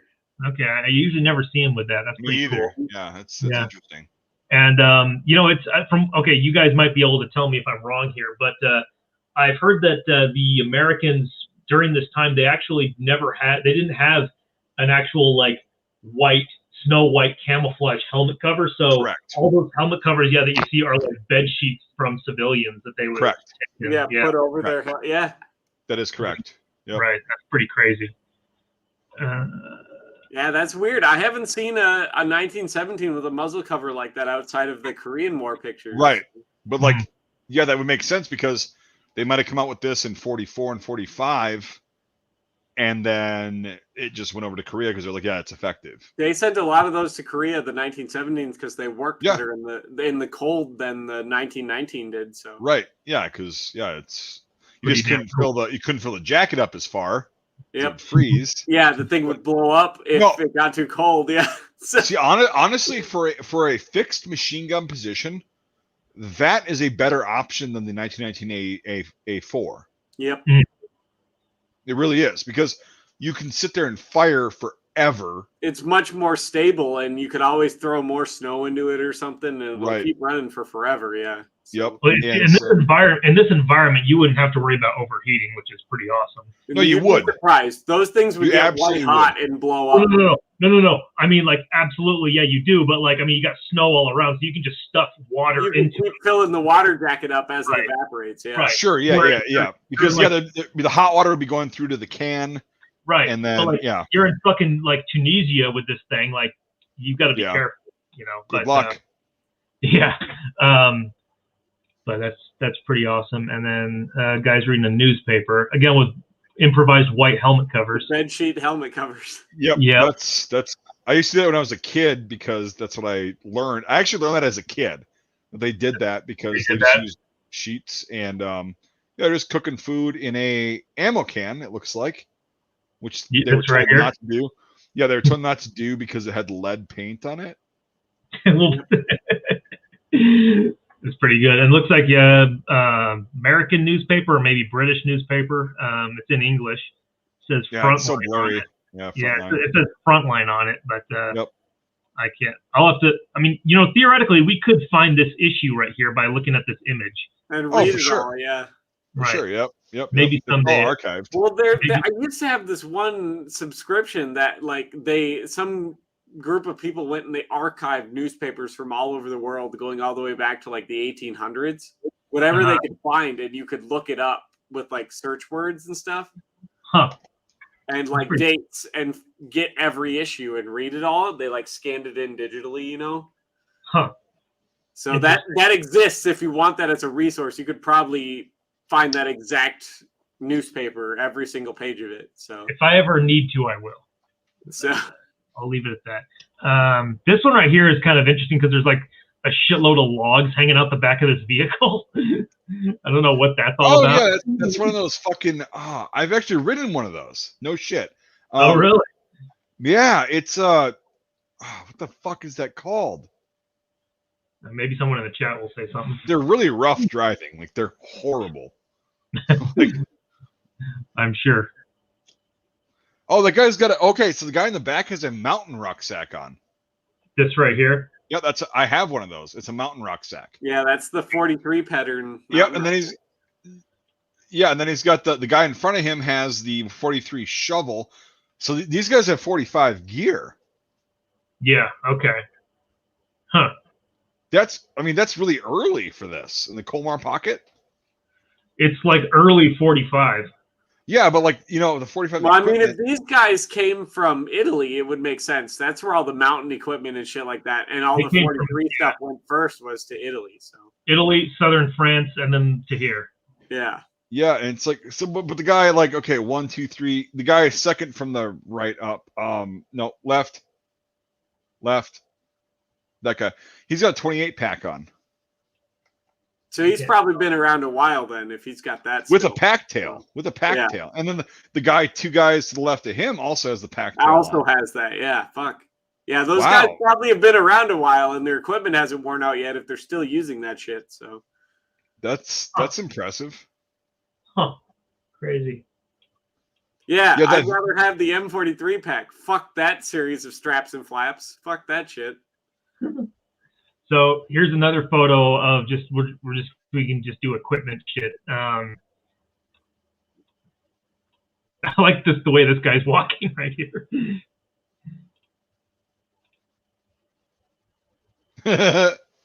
Zoom in on his Slumped rifle. over, half asleep. Yeah. Zoom in on his rifle.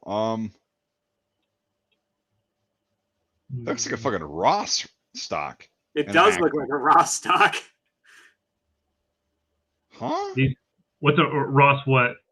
A Ross Ross is rifle. a Canadian rifle that was used in World War I and World War II. So, but it was primarily used as a sniper rifle. So, Okay, some of these Well, guys it's American also gear. might be.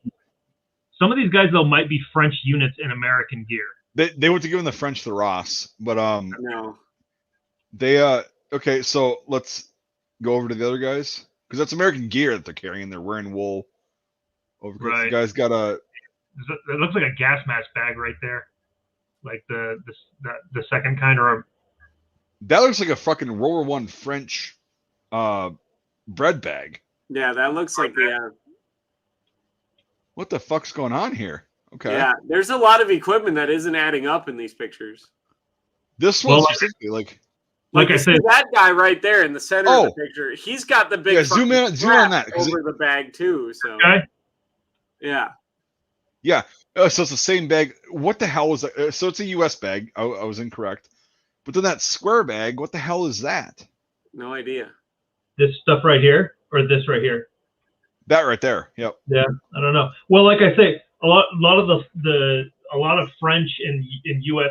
stuff served around Colmar, so it could be something like that. And if they were French, the French got resupplied by the British all through 42 and 43. So no, I've seen footage of Colmar with French guys in America, like carrying BARs and such. Oh yeah, they got American guns. That was the thing, like the thing that the French used because they served more with the Americans, but they got a lot of British equipment. You see them a lot of like with the Mark 7 like respirator bags and stuff like that. The British respirator bags. So this is an interesting picture. It is a very interesting picture. Because okay, here that doesn't add up. Yeah. Is that's an M1? Never mind, we're good. But like it's clearly American gear because the guy on the left has got a 1910 canteen hanging off the back of his ass. Unless that guy on the left has a 1917, that was given to the French a lot. So go over to the guy on the left again. Stay zoomed in. No, it's an M1. Okay, I just got that. That's an M1. Okay. It's just like a weird the angle. The weird angle and the lighting's kind of weird on it. Well, there's a Pac 36 behind him on the left. Look. Yeah. Yeah, right there. Yeah. Stuffed in that house or whatever what remains of it. Yeah, that was a good position until they got destroyed. And that's why that house is fucking destroyed. Yeah, they hit that a bunch of times. Because they just shelled it? Yeah, like hit that fucking thing and then just hit the house all around it. Yeah, that guy's marching like he's done. He's done. Looks like he's not even wearing a helmet. Or he might be wearing a helmet. I can't tell really. But, it could be a soft cap too. Who knows? Yeah. Like a homemade like knit one. That's a cool picture. That's really. I wonder what all these pouches are though. Like it's. I don't know. Interesting. Next. Cool. Next, let's see here. Oh, here's a good quality one. Some Germans and Americans in it. So this one's pretty high quality. So I can zoom in. This is Colmar, right? My point is, or the point is, that guy on the left is wearing a 36 tunic. Yeah, he is. You can tell by the collar and everything. Yep. And he's wearing, and so like that late they were still wearing them. So yeah. And the guy on the right is wearing, looks like an M40 overcoat. The American guy in the middle is wearing, here, go down again. Oh, so the guy on the left is wearing jack boots. That's fun. He's got the jack boots. Hell yeah. Oh, he's wearing, the guy in the middle is wearing the over boots. The Sorrels. No, he's wearing the winter boots that were issued. This guy on the left must be freezing fucking cold. I mean, he's barely wearing anything. Well, I mean, I know wool's warm and stuff. Does it go up? Let's see if he has any awards. No, I don't see anything right here. Hey, you never know. That guy could be like a Finnish recycle or something. That guy's probably like, it's hot as balls here. Yeah, that's not likely. This guy's wearing the M43. jacket. Yeah, with he is. Yep. Yep. And then the belt is pants are open. Well, yeah, he got hit. You can tell. Yeah. So like on the right side, like his pants are ripped open, and that doesn't just happen through. Yeah, he's got a Right. bandage on there. He's got a bandage. Right. He's So keeping off this leg. Yeah. yep. He got hit. He got a nice Purple Heart. Mm-hmm. And he's wearing burlap on his helmet. Yep. What is this under here that keeping his head warm? Oh, it's the 43 hood. Yeah, it's the hood for that would button onto the jacket. But a lot of the guys just wore it like that because it was easier. Then you could tuck it into your coat, and it actually held more heat in that way rather than having it on the outside of the jacket. Or if you start getting hot, you could just pocket the thing. Yeah. So, yeah. And then these guys all have M43 field caps on, so. And there's a guy back here who looks like is also a wounded guy holding on to this guy back here. Yeah. Can't see anything behind that. Stretcher. The guy's got a stretcher. Yep. Yeah, and he's in motion too. Yeah, he's about to put the guy with the leg wound on the stretcher. Yeah. Oh no! Look at the M1 carbine. He's got a grenade launcher on there. Oh, that's a late war thing. Yeah, that's weird. So I don't see those a lot. No, but I've seen some photos of like 1945 where guys have those things on. In the Pacific, mainly. Yeah. Right. It's weird to see it on an M1 carbine. I've seen some in Italy, like in Po Valley, like some of those. Really? Yeah. Nice. And, from like 93rd Infantry Division and such. Oh, okay. Yeah. And then zoom out a bit, yeah. And then all right, he's got his little. Oh, so that must be the same kind of bag that we saw in the last picture. That's a. Yeah, that looks like the old-fashioned gas mask bag before the rubberized one. It might be, yeah. It might be. He's got a smoke grenade in the canister. Right there. In the cardboard. Yeah, he's got a smoke grenade on him. Cool. Or no, no, that's a rifle grenade, right? This right here? It might be because for the M1 carbine. A rifle grenade like case. Yeah, like that's interesting. That's definitely a musette bag. No, it's not. Musette bags they're closed by straps. Musette bags were. This is What's that hanging off of it then? It looks like there's straps on it. No, it's a lifted dot thing. Like they didn't have those on musette bags at all. It's it looks like a gas mask bag. Yeah. The Oh no, I'm thinking musette bag and not the American term for a musette bag. Right. So the American musette bag, the 42 musette bag was. Yeah, the American musette bag is not a musette bag. I forgot about that. Right. They called it that, but yeah. Yeah. But no, it's not because So this this right. One second. So this right M6, here is the M6 lightweight gas mask bag. Okay. Yeah. See, like this. Yeah, this thing right here. That's what it is. That's it. Yeah. There See we how go. it has the chemical sign on it. Yeah. Yep. So that's exactly what that is. So they use that for extra ammo, or it looks like he's got a poncho in there or some shit, you know. From what I researched, they used them more as musette bags rather than gas mask bags, you know. Well, yeah, because gas is right at that point, like. Well, that'd be easier to open too, because it's lift the dot rather than all those fucking M buckles. Right, yeah, it's got those snaps on there, so that's pretty cool. This guy's got tons of. Look, he's got shit in his jacket. Well, everybody does. Yeah, everybody's got shit in their pockets. Yeah, Michael, it's hard to drink water when it's ice. Hey, listen, no, I didn't say like in his. I mean, like he's got not like in his pockets, like in his actual like coat, like in the liner. Yeah. You're telling me you've never had to keep your canteen in the inside of your jacket to keep it from Here we freezing? go. Here we go. The Canada, it's cold bullshit. Oh, he's also wearing the M43 hood. He's also wearing the hood. Yep. Mike, you want to maybe take care of that there, Mike? On the he's back. Nice. What's up? Oh, the spam. Yep. Yeah, we're getting more porn spam, Michael. Yay! With the Mark II-A1 sitting there. Mark II right there. Yep, that's. He's also got the mucklucks on. Yeah. Yep. Well, no, those were not like mud boots. Those were actually like winter-made boots. Yeah, I know. Sorrels. Pretty Sorrels, cool. those are Canadian. Right, but they made them. Probably, Wouldn't surprise me. They did. That's a cool picture. I got one more photo in this sortie. And that's in the sortie? Then do you want to talk about Normandy a bit? Yeah, I do actually. Yep. This I definitely do. But this one right here is it looks like Sturmgeschütz, and it's kind of an unclear photo, but pretty cool. Okay, yeah, There's definitely nothing. Like, all the artillery just mowed down.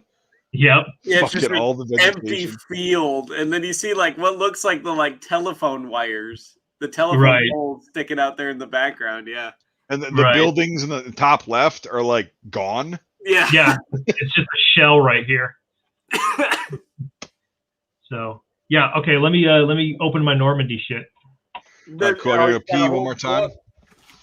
What, Devin? I'll be back. 1 second, I'm grabbing another beer because tonight's my night to drink. Jesus, you guys and your drinking, man, I swear. Hey, I'm drinking beer, all right? That's probably got less alcohol in it than my tap water. So I can't argue with that. Really bad tap water, so I mean. Right. Oh, we don't all live out in the mountains where we have nice, clean water that's only full of fish shit. So. You live in the fucking. You live in an apartment, don't you? I do. Where the water tastes like it's so chlorine. cold. I would not be surprised if it had lead pipes still. Oh, well, yeah. So I mean, to be fair, there's actually a lot of places in the U.S. where they still have lead pipes because the water's so bad in most of the U.S. it just calcifies over the inside, so you don't get lead in your water because there's so much buildup on the inside of your pipes. Yeah. Jesus. Welcome to America. For those of you who don't understand how awesome of a country this is, you can drink water out of lead pipes still. When I go to like friends' apartments, I don't drink their water because it just tastes like fucking chlorine. City water's awful. I agree. It's horrendous. Yeah. So it fucking sucks. I can make sure. On the other hand. I don't know. I've only tasted beer, and I really don't like the taste of it. I'm trying to find one that I like. I've never had a beer that's like blown me away. Huh. I had a lot of like mixed drinks and spirits that have like blown me away, but I've never had a beer that's blown me away. And this is a sippin' pretty fruited sour. Is what it says. What a fucking name. I know. It's by the Odell Brewing Company out of Colorado, and it's actually pretty good. It's kind of like a blueberry sour beer, and I like it. Right on. It's all right. It's still not blowing me away. It's all right. So it's just all right. Okay. Yeah, but I've had 4 of them, and I'm still sober, which kind of sucks because at this point, I'm just going to be peeing every 10 minutes and not ever be drunk. So, I mean. That's funny. So I'm just making sure I have photos that I want to show. Yeah, all the photos. I had to put all my guns away that were in the background so people stop asking me what kind of gun that is. Well, oh, yeah. Well, I mean, I literally did that today. I was like, before the stream, I got to put all the guns in the closet because I know some dumbass is going to ask me, what kind of muzzleloader is that? I don't know. I don't know what kind of muzzleloader that is. Does it matter? So that's part of your collection that you don't know is that type of thing? Or well, it was like a kit rifle that my dad started working on before he died and never finished. Oh, okay. Interesting. It's like $150 kit black powder rifle. It's by no means anything cool or historic. It's like a 1970s fucking made black powder rifle. So, nice. Yeah. Noise. Oh, Mike's back. Good. I don't have to call the Coast Guard. Are you back, Mike? Yeah, can I get my fucking headphones on first? Never. No, dude. Don't you know? Retards. Before we do this, I must share Devin's little Movember thing. Yep, for if you guys want to donate to help people stop men from killing themselves and make sure their balls are okay. Yep, that's a good synopsis. Yeah, that's pretty good. That's pretty much the sum up of it. We don't need any more men starting shotguns or chopping their balls off. No. That's bad. No. As I've said before, and I can be quoted saying it, don't get testicular cancer. It's bad for you. Yeah, it's not good. So, nothing has been more truthful than that statement. That's fair. It's hard to be more truthful than that. Yeah, it's pretty bad for you. No, I'm not a MGTOW because I'm not a fucking desperate retard that can't figure women out. Yeah, women are a lot easier than I think people give them credit for. Women are very easy. They're easier in a different way than they are, which is why they're so complicated. Women are easy. I like that. They're Kurt easy. Cobain. Fucking retard. Cobain. God. Who said that? Slimy American. Stop the Kurt Cobain role players. Funny. There we go. MGTOW is a beta cope. All right, let's get into it. Okay, so I'm gonna have to. Let's see here. So one of the. Okay. I love like bunker exploration and like Normandy defenses and all that shit, and I really like it. And one of the really interesting things is studying a lot of these bunkers and such. And one of the most famous ones at Omaha Beach, which maybe you guys have seen before. I'll share my screen. 1 second. Is yes. Wow, I've definitely seen that one. Yeah, that's a good one. This one right here. This is called an I've seen that picture before. Yeah, it's called an R667, and it's in the middle of Omaha Beach at a resistance nest called WN65, which covers part of Easy Red sector, not Dog Green, which everyone just assumes. But it's pretty cool to see because this thing was knocked out by an anti-aircraft half-track on D-Day. And it looks like it got raked by something based on all the little chips out of the concrete. So Right. You see that right there? Well, you also see, look at this right here. I mean, yeah, right there. And if you look really closely, you can see the KWK inside here. There's the shield right here. You can see a giant blast shield around it. Yeah. Look at this right here. A giant chunk taken out of the blast shield right here. So that's pretty cool. Yeah, it's not great. Yeah. How did the Germans go about naming all those? Those are very cool names. With the gun? No, the whole emplacement. Oh, like what does R667 mean? Yeah. Regelbau is what it stands for, which is like it means like actual military regulation building, I think, or something like that. It just basically means that it's an actual like regulated military structure, because there are some that are called SK, which stands for Sonderkonstruktion, or I don't know how to say it exactly, but it means special construction. Like like substandard, like field made garbage. Okay. Right. Yeah. Or just it's like it doesn't follow a specific plan, and we can also look at some of those. But this one right here does. Now the really interesting thing that you'll see with this bunker is that it still is there today, although it's just nothing but rotten concrete now. But this part right here, see that line painted right there? It's like this dark color. I'll look if I have any more sides of this thing, of this specific bunker. But some photos, this is the same location right here a few days after D-Day. And you can see that the entire side of it actually is painted that same color, that dark color. And but this part right here is not, because when someone is out to sea looking at this, they would only see the parts that are painted, and this part right here is visible, like if a boat is coming straight on to this point. So my guess is that this dark paint is actually like a dark green color that matches the greenery of this hill to camouflage. So it's like, so from behind it would look like the hill, but from the front, like from the ocean side, it would look like the Well, like, if you're approaching it dead on, because here's another thing of busting myths and stuff like that. These bunkers, you'll notice they're not pointed at the ocean; they're pointed sideways along the beach. Yeah, because they have all that interlocking fire. Right, they get a better field of fire that way. So you'll never see bunkers on the Atlantic wall, or at least ones like this anyway, pointed at the ocean. They're pointed sideways.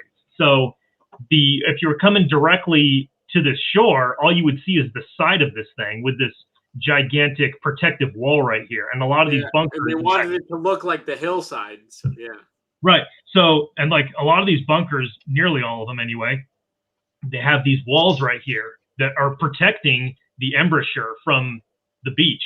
That's what that's for, is to protect this gun right here from fire coming. So you can't take your ship and shoot right into the bunker. Yeah. Yeah, I mean, because that's a really fucking easy thing to do.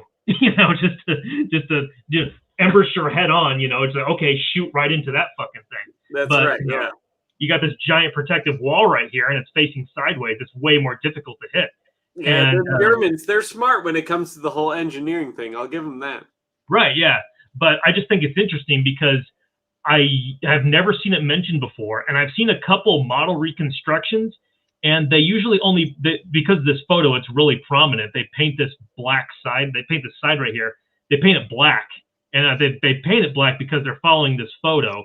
However, well, how about this? Look at this, Michael, really quick. So zoom in a little bit farther, like on the left. Keep that guy in the middle in there. So his helmet is going to be the olive green color, olive drab rather, which is a dark olive drab color. Yeah. Looks very similar in the shading to the bunker. The painting on. Absolutely. And so does this guy's one right here. Yeah. No, that's what I'm talking about, the guy on the right. Yeah, this guy with because the guy on the left is like, there's more light coming through to his helmet, but like, yeah, so let's compare these really quick. Yeah. Well, they're pretty much the same, yeah. Right. So that makes sense. But like, I've never seen it anyone comment on this. They say, oh yeah, that's just some camouflage. It's like, if you actually, I wish I had them available, but if you look at photos taken around the other side, it's also painted this color. So my guess is that it's a green color that's very similar to the surrounding area. It's not black. And no, it's too light to be black. Right. It's the shading. Go back to the last picture. Okay, 1 second. Okay, that's not black. Black would be black. Yeah, black looks like what's on the sign around the letters there, and that's right there. Yeah. Yep. And so yeah, it's a dark olive drab. Mm-hmm. But that was So yeah, because zoom in a little bit on the left side of this picture. Keep that sign in the frame. Okay, right here. Yep. All right, that's good. Yep. Yeah, it's a lot darker than, it's a lot more defined and dark than the, go up just a little bit. Yeah.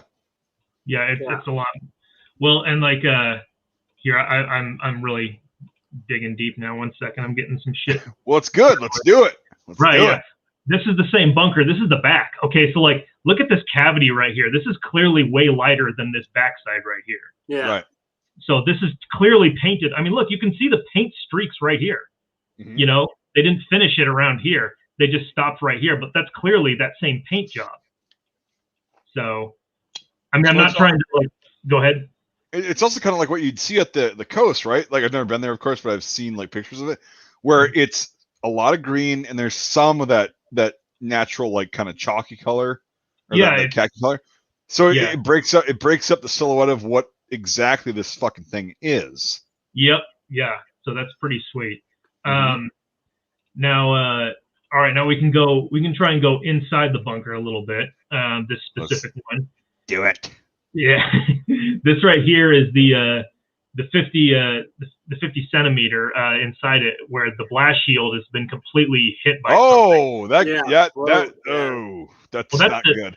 That's where the look, that's the seat right there. That's where the guy I know. Like, if he didn't get killed, he was probably like, I don't know what's going on right now. Like, I'm done. Wishing he got killed. Mike, I guarantee you that motherfucker was killed.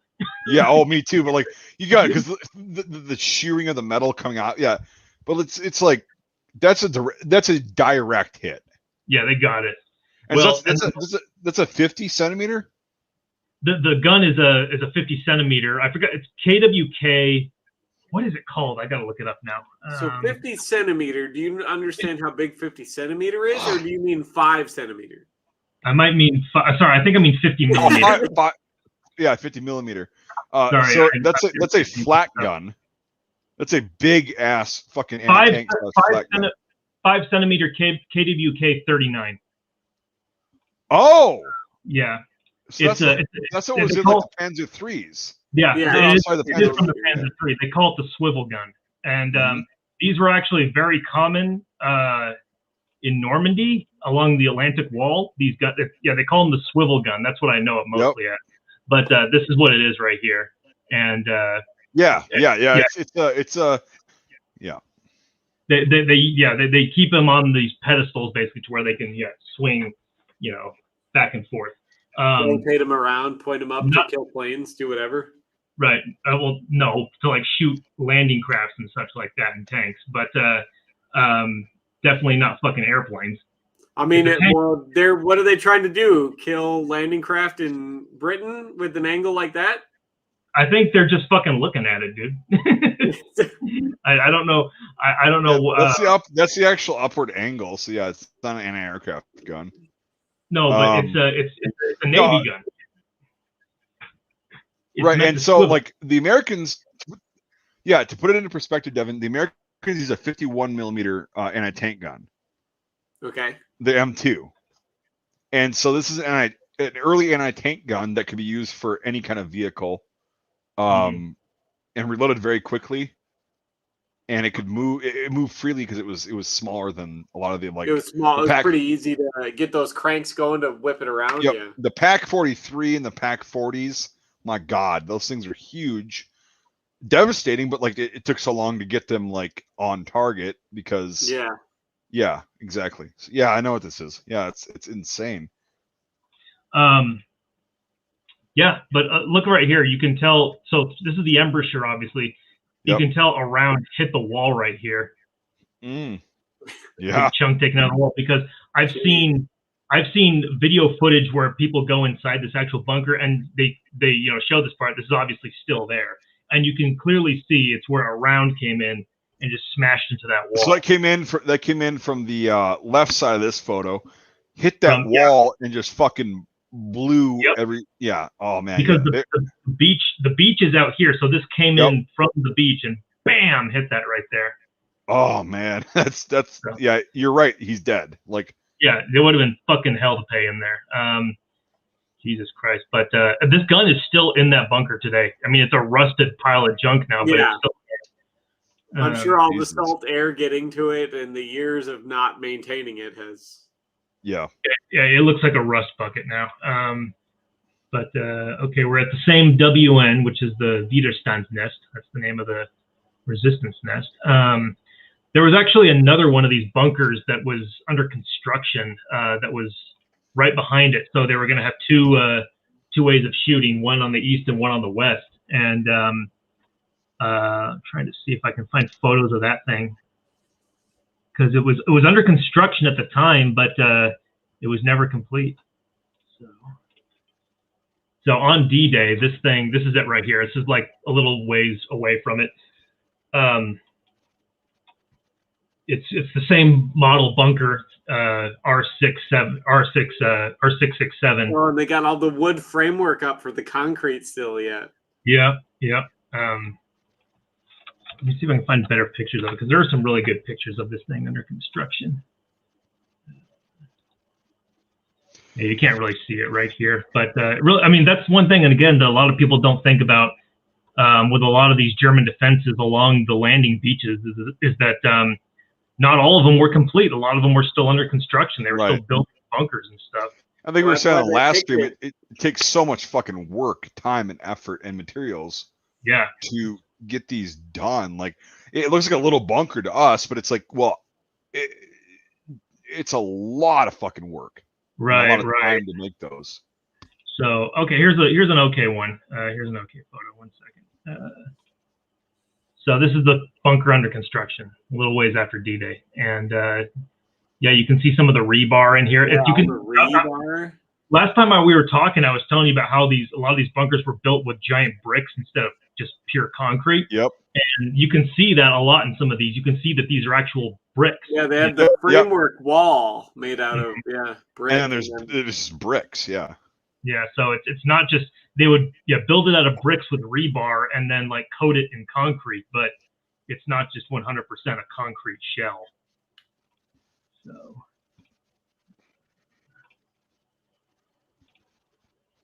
stuff's important to me. I take it seriously. No, you don't. Let's be honest. This is also at WN65. This is the bunker under construction again, and this must have been a little ways after D-Day because you can tell this has been bivouacked to shit.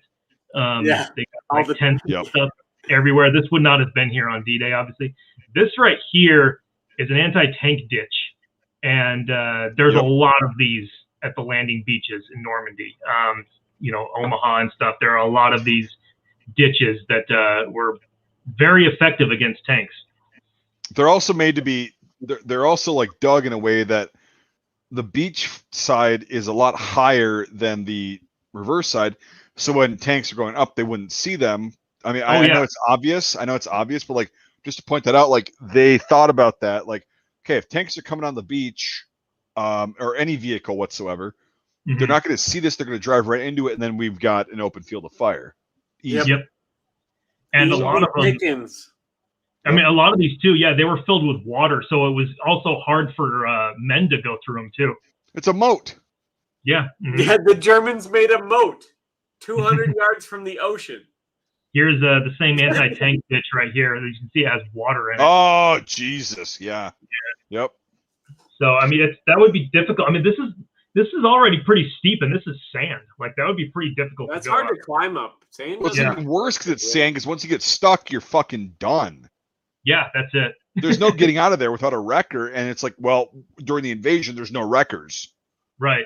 So the only part of this beach, and you can look at aerial reconnaissance on D-Day, there's only one little narrow spot that you can drive something across, and that's what they had to rely on D-Day to get through that. But because these tanks, they couldn't get through this. I mean, people really underestimate an entire beach's worth of sand to fill that in with. Yeah. People really underestimate the ditch in terms of fortifications. It's really effective. Yeah, the hole is quite useful if you put it in the right spot. That's probably about what 10 to 12 feet deep. Probably, yeah. Yeah, probably that. That's a bitch. Like, well, actually, aren't those the little like regular? Well, if that's barbed wire on the left, that's probably 8 feet deep. So. Yeah, it's something like on that. That side, but like what we saw from the picture before is like the right side would be higher, so they couldn't see it. And so I'm thinking like 12 feet, a 12-foot drop for a vehicle or a person. It's not. It's gonna fucking suck. And so that's the remainder of that. If you look, there's a full photo that shows this whole thing, and they filled this part up right over here. But if you go farther down, there's this house right here was there on D-Day, and I forgot the name of that house. It's a French house. I have photos of it before the war. It was built like in 1911 or something. And then this right here is where the shingle would have been, although it was not going to be.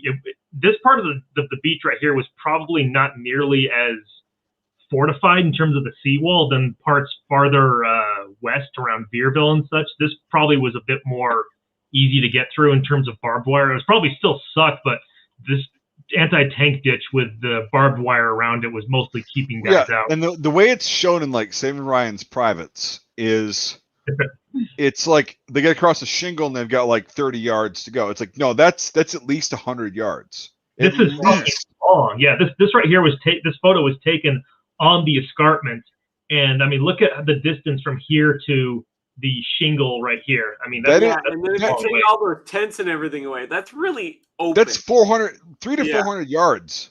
Yep, it's a long way. Like it's a long. And I'm sure if they defend like that lightly defended it, they probably had some mines and stuff out there and everything. Oh yeah, too, this area right. This area right here had a minefield around it with what do they call it? S mines.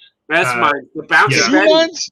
Yeah, shoe mines, yeah. Oh my God. Yeah. Yeah. So Jesus. Christ. The way the GIs were, and also the hill up around here and the adjacent WN on the other side of the draw, because here at WN 65, right over here, this is one of the draws that led inland, which was, vital for tanks and such. Was that Route 1 you said? What's that? Was that route or Dog 1? You said Dog 1 is on the west side of Beerville. This would have been E1. E1. Yeah. Easy one. Okay. Yeah. Omaha Beach is 5 miles long, so there's a lot. I know. Yeah. So I'm just wondering. Right. So the adjacent WN on the other side, which is WN64, that whole area up there along that the hill that goes up onto the ridge was just nothing but mines and stuff. And yeah, a lot of S mines and Teller mines. The only way they could tell where mines were was that they saw dead patches of grass. So I thought that was interesting. Oh. Yeah, that's how they were able to. Yeah, because they planted them, and then the grass didn't have a chance to grow back before the Allies landed. Okay, that makes sense. Yeah, and of course, when this photo was taken, this has all been demined at that point, but it would have been a clusterfuck in here. Jesus Christ! Yeah, you can't really see it, but you can see there's a wire fence here. Yep. I've seen photos of this where, like, every 20 to 30 feet, there's a skull and crossbone sign, which says, in German, "Do not cross." Minen. Yeah, Minen. Yeah, these are all mines. Mines are great though. I think we need to bring them back more. They're always on watch. They never get tired. They work. They work all right. Just fucking every 10 feet, another mine. Like, come on now. That's how the U.S. really should be waging all their wars. We're just gonna cover every square inch of ground in explosives.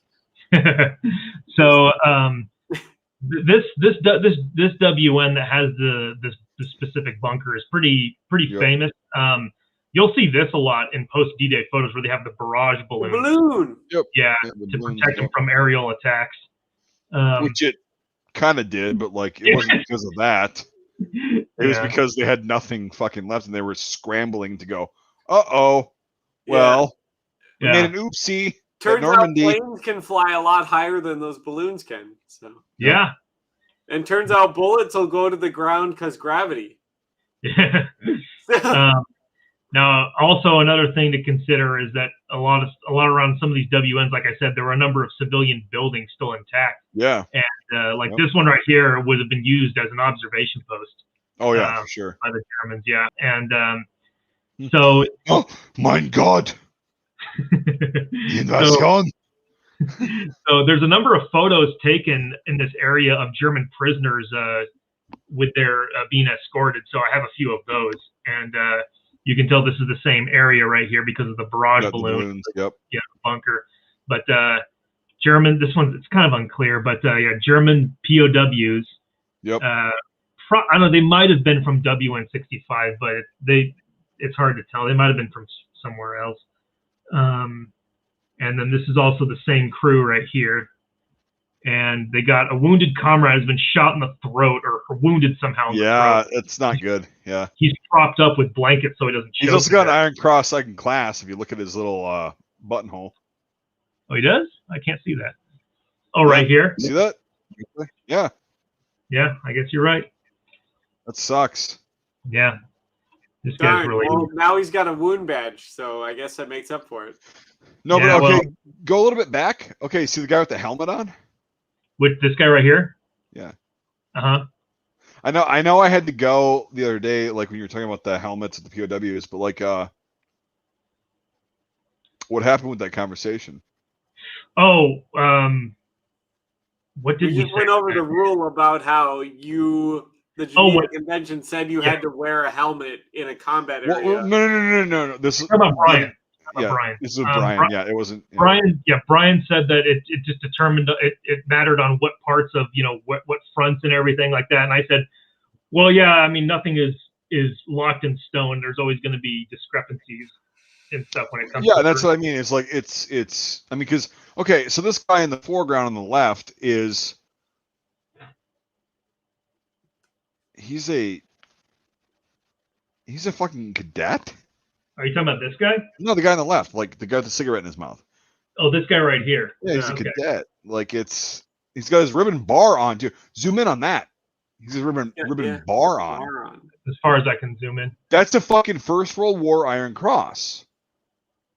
This right here? Yeah. Huh. So zoom out a bit. It's an older guy. And he's got a ring on. That's not his wedding band, but he's got a ring on this coat. Well, I think yeah, he's got a ring on. He's got his bread bag and his gas mask can, right? He does, yeah. Okay, so what is I've seen this on guys' shoulder. Right, I think that's a cadet thing. Like it's he's a Let me. Oh Jesus, this is fun. I've seen that before too, but like, let's figure this guy out really quick. Okay. Mike, you want to take care of that? What's going on? Again? Jesus.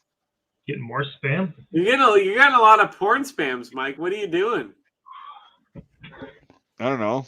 Being awesome. It's a lot more porn spam than I get. That's for sure. That's good. I usually never see guys like, you know. Well, I mean, this is the Atlantic Wall. It's not like he's on a front line or anything like that. But okay. Yeah. So, he's a cadet, but for being an NCO candidate. Oh, okay, all right. Yep. So he's Zoldat. He's still, but he was like what we call like an E4P, E4 promotable as a private. Okay. And he selected. So he's like a specialist, but not a full-blown corporal yet. Right. So he's an Unteroffizierschule candidate. Could be of any rank from Soldat through Stabsgefreite. So like, yeah, this is a lower enlisted guy that was eligible to become an NCO. Interesting. And that's why, but he's wearing his ribbon bar. Like it's really interesting. And that's literally a World War I Iron Cross.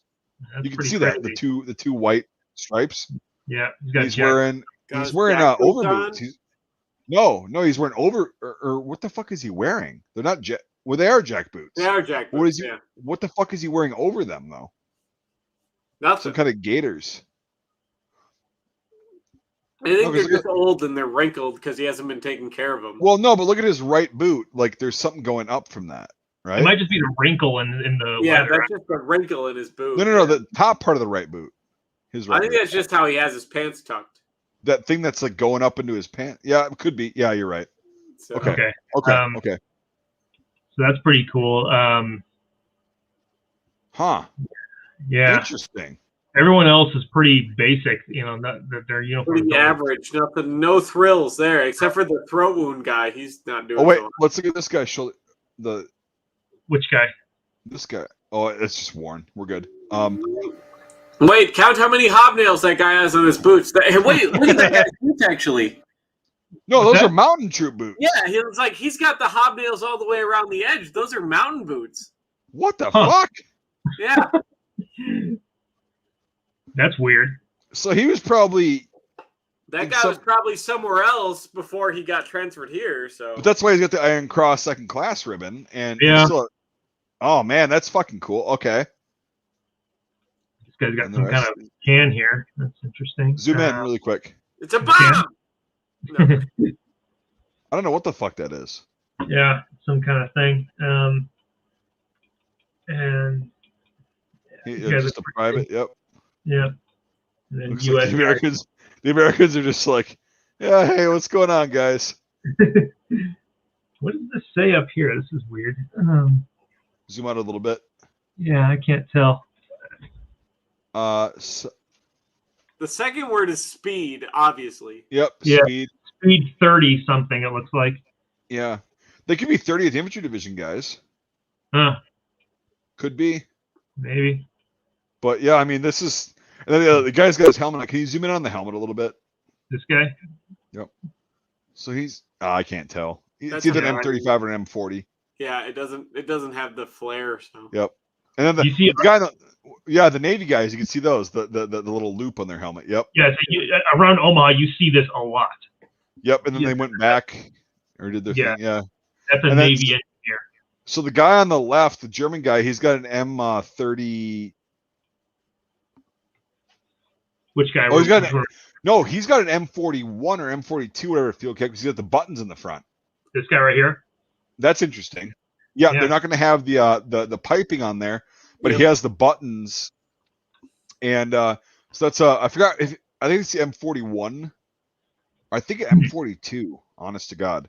But I could be wrong. But yeah, so he's got the buttons on there, but it's still not an M43 field cap. So that guy's been in for a while. Huh. Or just got issued that. Who knows? Well, it's weird because he doesn't have the bill on his hat. So right. So this is from the same group. This one's a little less clear, but you can see the wound, the throat wound guy. Right, they set him down. Oh, that sucks. Yeah, man, that sucks.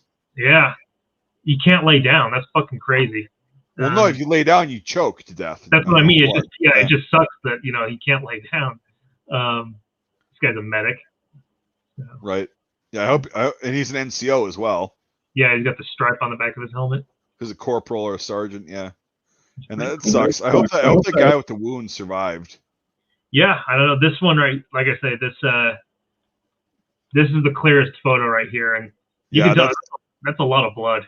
Oh, it's not. And he was told to keep his mouth open, and fuck.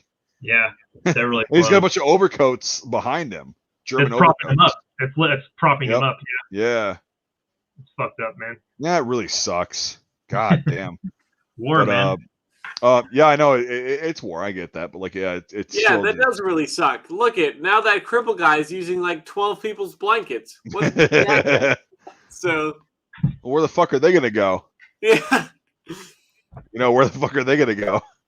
But all right, yeah, you got more pictures, of course. Oh yeah, just 1 second. I'm trying to get some literature. Just 1 second. I'm trying to be a douche. I'm trying to get some literature. For sure. Well, I'm gonna go before too long because it's going on 8:30 here. So no, you can't go. I have to go. I actually got up at like 1 o'clock because my truck was late yesterday. So I've been up for a long time. I only got 3 hours of sleep, and I'm hoofing it. Okay. Oh yeah, more of these. More of these. Yep. This is interesting. Okay, because this is at WN68. So this is a little farther west on. This is Omaha Beach still. This right here is, a lot of people think that this is a Panzer III turret. No, it's a Panzer IV D turret. Yeah. It's not. It's only one of two specific turrets that were built, and it's called VK3001. It was a prototype tank turret that they did not put into service, so they had built two of them. This was built for a prototype tank that they didn't make. So this was built for like one of them things where they're like evaluating it. And right, They decided it's not good enough, and then they decided to recycle the turret. So they brought this turret here to this sector in Omaha, and then they sent one to, I think, somewhere along the west wall or something like that. I don't remember, but I can't remember. But they had two of them, and I just got some literature pulled up here on it. One of the rare weapons seen at Omaha Beach was the VK3001 Panzerstellung. It means, Panzer tank turret in German. Only four of these tank turrets. Okay, so four. Only four of these tank turrets were transferred to the Atlantic Wall, and two of these were at Omaha Beach.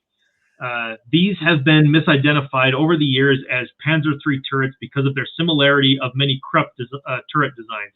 But this illustration shows some of the distinctive differences, such as the hatch layout on the top of the roof, which you can't see right here, but you can in this photo from this book that I have. Kind of interesting. Oh. Yeah, see that? The two hatches. Oh, the VK, that's the one that they were making for the fucking, the prototype for the Tiger. Yeah. The 3001. Mm-hmm. So. Okay. Cool. Okay. Yeah. So one of these was installed at Omaha, and then one of them is not. And there's there's only like one photo that shows the one that was not installed, and it's sitting on like a cart in the area. So, but I'm trying to find more. I have a few more photos of this thing. I'm trying to find them. Waste not, want not. Yeah, the Germans invested good steel and money into that. Yeah, well, I mean, I don't know. I'd like to know how much this thing actually fired at Omaha, but well, it looks like it did, because like you can tell there's blast, there's residue around the muzzles. Yeah. Right. So pretty cool. There's another photo in this area. Let's see that I just found. Trying to pull it up here. No memento.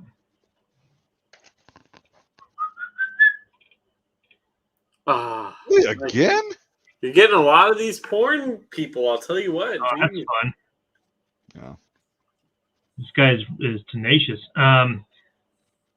Okay, so yeah, here we go. Here's the same turret, and You can't really see the top doors right here, but it is slightly different from the Panzer III, so it's not a Panzer III turret. It looks bigger than a Panzer III turret because it's the same gun, I assume, but like that's bigger. Yeah, it's the same gun, but like the turret's a little bit. Yeah, it's a little different. Yeah. Still has a coaxial M machine gun. Doesn't look like there's one in it right now. Right. No. Yeah, they would have taken that out, but like. But again, this photo is actually pretty famous. You see this one circulating a lot on. Right, and that's still a 75mm gun. Like that's no joke. It'd still be a bitch to get shot by. That'll definitely kill a Higgins boat. Yeah. Yep. Jesus. So, okay, so now we're really going to get into some of the deep shit. I'm going to exit out of some of this stuff. Let's see, there's more WN65. So the one that I really tend to study a lot because there's very little that exists of it, at least the stuff that does exist, you really have to dig for it. And that's stuff around Veerville, WN72, WN71. This is the stuff that covers the Dog 1 beach exit, that covers Dog Green sector of Omaha Beach. Yeah. Same as Ryan's Privates. That's none other. But this one right here, it's famous for having two giant bunkers, and God, I have so many fucking photos here. It's raining horsecocks here. Is it raining up there, Devin? Yeah, it's raining. Well, it's gonna turn to snow here in probably an hour or two. It's already 37 degrees. So yeah, it's cold down here. Yeah, it's fun. Here's one of the famous ones in around WN72. That's R6. A Pack 43. That's a Pack 43 inside there. Yep. You're right. That's This is the photograph of the bunker that my latest illustration that I did. You remember seeing that? Yeah. And then I just knew it from the muzzle brake and like the length of the barrel, like a 75mm fucking beast. Oh yeah, no, this one right here. This is on the very far end, the western end of Omaha, WN72. On the complete eastern end of Omaha, WN60, they had another one of these Pack 43 bunkers. Oof. So it was like two, enfilading fire type situations with Pack 43s. Yep. So pretty damn effective. But this one's pretty famous. It's still there today. The gun is still inside there, but it's completely fenced off. You can't get inside it unless you have special permission. Which kind of that's lame. Yeah. Did I tell you about the ghost thing with this bunker, Mike? Did I tell you about that? No. Is it ghost? No. So when I was working on my latest drawing, let me see if I can just pull it up right now. His latest drawing is bullshit, and it's horrible. Well, you can't. Just because you don't appreciate art doesn't mean you have to ruin it for everyone else. I appreciate farts, not art. Okay, all right. Yeah, that's definitely not real. You can tell it's a drawing.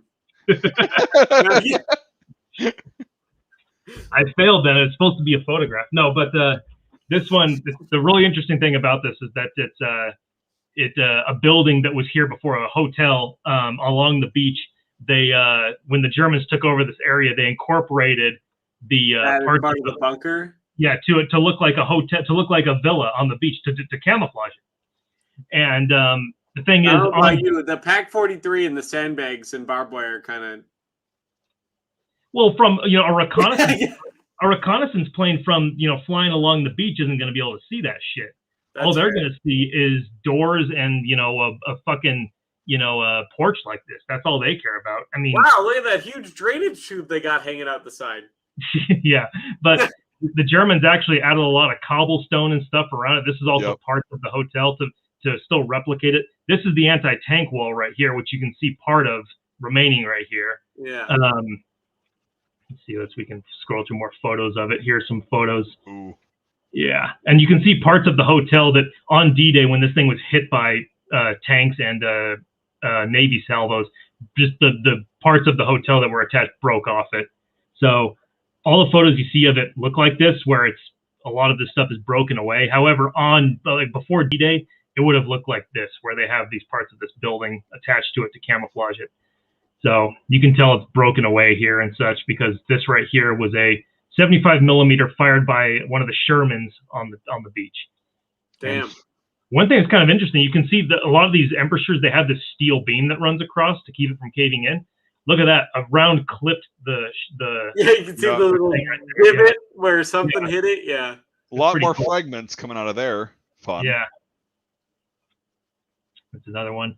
These one, let's see. This one right here is the one that was taken probably the closest to D-Day, probably like the day afterwards. And you can see a lot of the building that was here before, the wreckage. Yeah, that's like, part of it's still sitting around that broke away. And the Americans added this sign right here, exit D1. But that photo I found just recently by someone on Facebook. Doc Hall, June 1944, and he's sitting on the Pac 43, of the gun. This one right here is also close after D-Day. You can see more of the fake porch right here. Yep. That still remains, and again, it's still fucked. I mean, it's gone. Oh yeah, it's definitely fucked, and all this blown away and stuff. Yep. You can see parts of the cobblestone that went onto the anti-tank wall right here, which I replicated in my drawing here. And so yeah, that just proves that this was all camouflaged. More of that. That's exactly. And that's a model. But more of this. This is the backside of the bunker post D-Day. That's the bunker layout right there. That's the inside. That's the one that has the target dummy in the foreground. Which one? That guy. This right here? Yeah, the target dummy. So I've seen this photo before without this sensor. Whoever posted this one right here that I have, they didn't want to show this person, but it's just the back of a woman standing there. Oh. Some French woman. I mean, to be fair, you can't show any women. You get that many dudes together for that long. I mean. Right. Oh, shit. So this right here was actually a direct hit through the embouchure by the USS McCook. That's some catastrophic damage. Right. So these walls right here are the magazine walls that hold the ammo. Oh, that's done. That's this part right here. You see where it says 24? Yeah, 24. That's done. You're done at that point. Bam! And so, I mean, you can only imagine. Also, if you look at this is the gun today. It's pushed back inside here. If you really look at the shield carefully, you'll see like 1,000,000, like 30-06 dings off of it, and where they were shooting it. But anyway, my ghost story. So I got, when I was working on this drawing right here, I was posting updates of it to various D-Day research groups and such, and getting their input and everything. And I got a private message from someone saying, I've been in that bunker and I took a photo of a ghost. Do you want to see it? I was like, I'm curious to show to what you're going to show me. And it was a photo very similar to this one that he took through the embouchure, which there's a grate here now. He took through it and he's like right there over. I said, I took this to a paranormal enthusiast, like who expert, said an expert who said that there's a ghost right here, and that it's an American soldier who was shot in the head, and he protects that bunker inside there. And I'm like, I don't see anything. And he's like, you don't see the outline of the soldier right here? And it just looked like this. I wish I had the photo, but it just looked like this. I'm like, I think you're just pulling at straws. I think you're high, buddy. Yeah, that was pretty much it. He was really disappointed because he was like, this is really cool. There's like this bunker is haunted and everything like that. And I'm like, and he said, yeah, well, the guy told me that he saw it. I'm like, yeah, a paranormal expert's going to tell you fucking anything. Well, of course, you're fucking paying them. They're going to tell you what you want. Right. They're not going to be like, you're full of shit. Give me $200. Yeah. Well, we can get to that on a different thing of like the paranormal. Like, I do believe in some of that shit, but like, dude, ghosts are 100% real. And also, go back, zoom into where you just were with that crack in the fucking blast or the shield. Right here. Yeah. Yeah. That doesn't just happen. No, and same with this right here.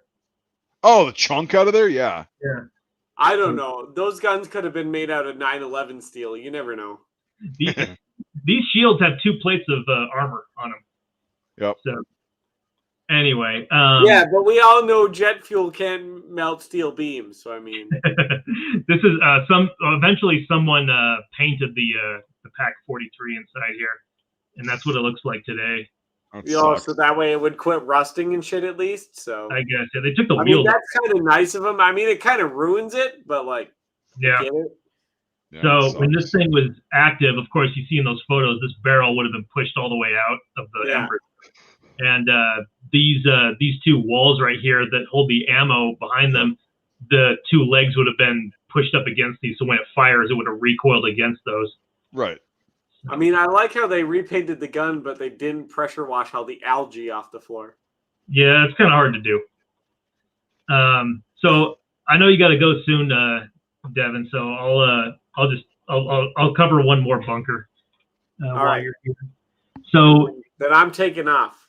All right. On the other side of WN72, there was WN71 on the other side of the draw, basically. That was the nest that was way up on the 100-foot high escarpment. And actually, from this bunker, we have a photo that shows part of WN71. That's this one right here. That's the muzzle brake of the PAC-43 inside the bunker we were just looking at.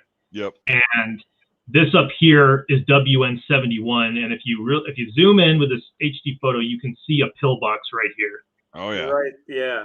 Yeah, and this is a double MG pillbox, Feldmasig, I think is what they mostly call them. And this would have had it's like an ammo bunker, but it's like an ammo storage. It's not a regulation pillbox. It's like an improvised thing. Yeah. It's a very unique thing. It's a get the ammo underground so it doesn't blow up bunker. Right, but so this is the bunker plan right here of the specific one. This right here is what we were just looking at. That's that embouchure right there. That's that entrance. Okay. Right. So this right here is the west embouchure, and as you can see, if you look through that, the eastern one is on the other side, so it faces both directions. Again, none of these bunkers are going to be pointed out to sea. They're all going to be shooting along the beach. They're not going to be pointing right out to sea. So I actually also did a drawing of this one.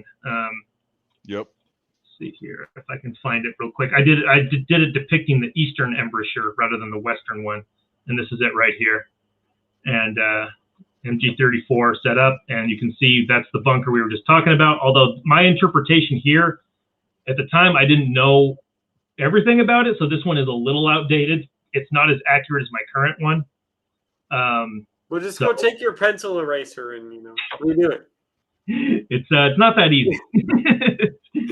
But anyway, so let's go inside this Feldmasig and actually look at it. It's very well preserved, although it's extremely difficult to get to. You will usually never see photos of this thing because it is extremely difficult to actually get inside today. And so, yeah, we already saw it. This is a more recent photo of some of the growth coming over it. Again, the western embouchure. This is inside of it. You can see that the concrete molds where they had the boards all set up. That's pretty cool. This clearly right here was some kind of shelving where you can see where the shelves were. And let's see, keep going. So this right here shows something kind of cool, that this whole thing was not completely built out of concrete, like I said before. There's bricks in it, yeah. Yeah, it has bricks in it, yeah. I mean, they were using whatever they could get their hands on. So this right here is looking up the staircase that goes down into the actual firing area where they have the two machine guns set up, which is... So that goes back into the storage area from the gun emplacements. This right here is the gun emplacement. This goes down farther as you get to the embouchures.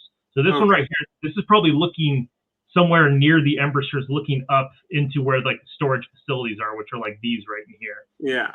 And that's a black and white version. That's the same photo. This right here is actually inside, and this is looking out the west embouchure and facing WN72. And that's still the west. Yeah, that's still the west embouchure. This is pretty cool. You can see the range cards that are still on the wall. Oh yeah. Still painted on the wall there, and that's back then. This would have just been like a basic image of what was out this embouchure right here, and probably marked with different, marked with different increments of like, well, you see that tank trap is this far away. Right. And that's looking out the west embouchure. If you would really put your head out, you'd see that bunker, that Pac 43 bunker, is down in this area right here, and this right over here is part of WN 74. But anyway, so and come on, I know I have more. What are you stalling for? 1 second. Okay. So this is part of the east embouchure right here. Now this is the range card at the other side of the embouchure, at the east embouchure on the other side. So again, this you can kind of actually see it, where you can see the painting of like the beach and stuff, how they would have had it. So that's pretty cool. Okay, 1 second. Okay, so this is that same one. This right here, you can tell something came in and destroyed the shit out of this. This is the east embouchure, and this is some battle damage right here, which I'm guessing is maybe a 75 fired by a Sherman tank. I'm not sure. Yeah, yeah. You think so? Or a bazooka round or something? No, a bazooka round wouldn't do that. But like that's a pretty substantial hit. Yeah. And yeah. Well, there were a number of Sherman tanks on dog green and dog white sector, and that's exactly out this area right here. That's where that is. So you look at the trajectory of this. That's exactly where it would have come from. I mean, look at that. You can see that perfect line right there. Just that angle, yeah. Bam. Yeah, just that's exactly where it came from. Well, and then there's no what's funny is there's no real marks on the ceiling. Yeah. So that was probably an HE round. They probably said throw 1 round HE into that place, and it hit there, and then just bam. Or it was a tank round. Yeah. Well, this it was more likely HE. This embouchure right here is what I did. This one where this was hit is the one that I depicted in this drawing right here, and you can actually see where I replicated some of the range card right here. So this specific gunner that I had, I mean, this round would have hit right here where his head is. So he would have been fucking dead if he was there when it happened. So yeah, it's not good. Jesus. Yeah. Well, the concrete's so shitty. There's so many rocks. Like they locally sourced that concrete. Well, yeah, they were just pulling that shit off the beach. Right. So, or even just in the if they were doing the dirt around there, it would still be, rocks and shit like that. Like the concrete sucks. Right. You can tell that round went right through. Yeah. Well, it probably was an AP round then. Armor piercing? Yeah. Yeah, because HE would have hit it, made a huge dent, and then exploded, yeah. With Jesus. So, and then this right here, this is the entrance to that Feldmassieg right here at WN71. This is the edge of the escarpment, and that firing port, those embouchures would have been somewhere over here. That's fun. Go down and walk down this stairway to hell to your death. Yeah.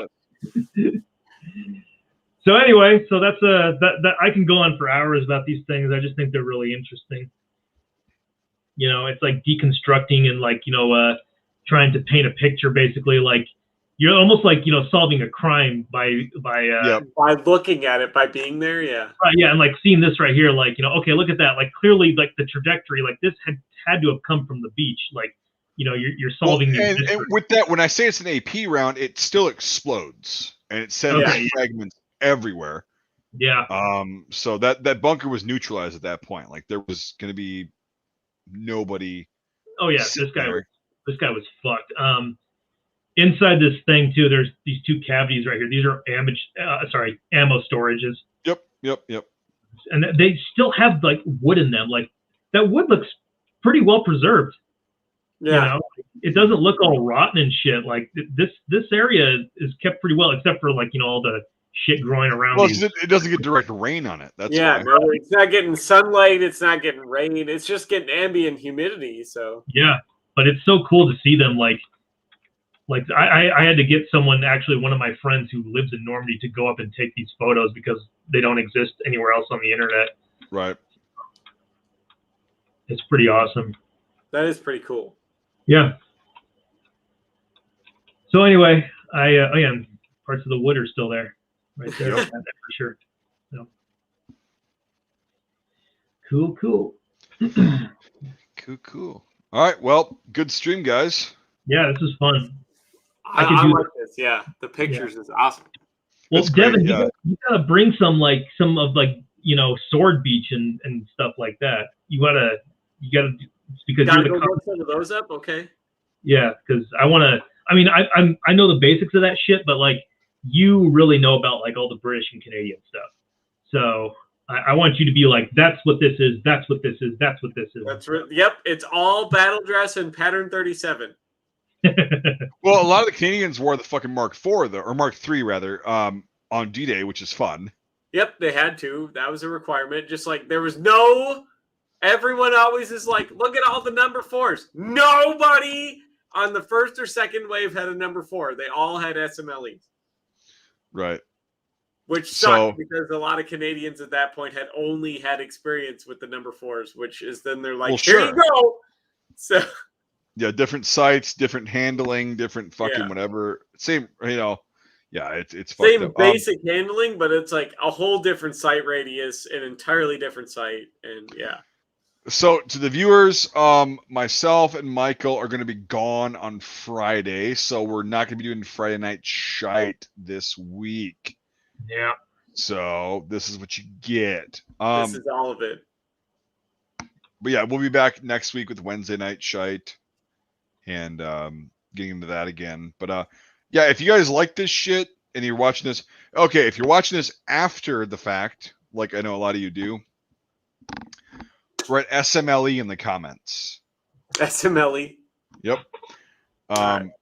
Because yeah, it's we'll get, and also type like if you want us to do more of these analyses of these photos, because I have a fun time doing it. It's like we also learn shit while we do this. Like we learned, last time we did this about that same guy in the different pictures. It's like, well, somebody likes to be in photos. Yeah, someone's a narcissist. Okay. Some guy's definitely a liar. Right. And yes, that's cool. But anyway, yeah, good stream, and I love doing this. I mean, it's what we do normally, right? Yeah. We just sit there and analyze photos, like, what? Oh, what is this? Oh shit, okay, you got this photo, and also we all learned something from this. That was the tip of my my photograph. That was the tip of the iceberg of my photograph. So photograph collection. Yeah. Yeah, I got way more. Well, I started making a series on this, but it was like I'm only one guy, and like it's fun, but like it's more fun because I've got that one, man, that like I showed Devin. It's of never mind. I'm not even gonna say it. But the Turkish Mauser never saw combat. Right. Yeah. Mike sent me that picture, and I was like, no fucking way.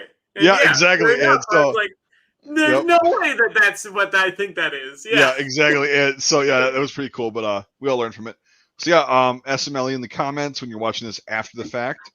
And if you guys don't have anything else, I don't. I just look forward to more of this stuff. Yeah, as he's vigorously bending a fucking yardstick. Yeah. Break it. Go for it. Break it. No. No, I could. I got like 7 of these. I could do it, but I'm not going to. Michael Mitchell, that's something that I proposed to him, and it will be a while, but yeah, eventually. I'm all for it. But Sergeant York has to use a 1903. Yeah, we're gonna. We've already talked about a Sergeant York thing, so don't worry about that. That is definitely we've also got a really good connection who. His whole life is devoted to that whole story. Yeah, Sergeant York has to use an SMLE that holds 7 rounds. It needs to have. Well, this guy though, like what he's doing is, I mean, it could like change history in terms of how it's, we talk about Sergeant York and stuff. So, but in a good way. There's no defamation or anything. Don't worry. No, it's not defamation. It's just what happened. Like York was there. Yeah, York was there.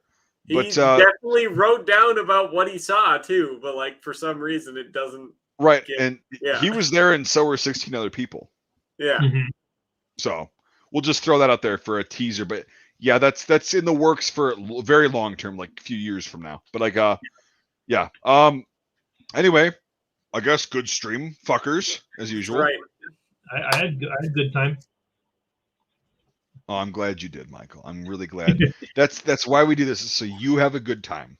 It is, yes. And by the way, thank you for the jacket. That Mike gave this to me, so thank you for that. No, that looks great. It's fucking great. Like he wore that.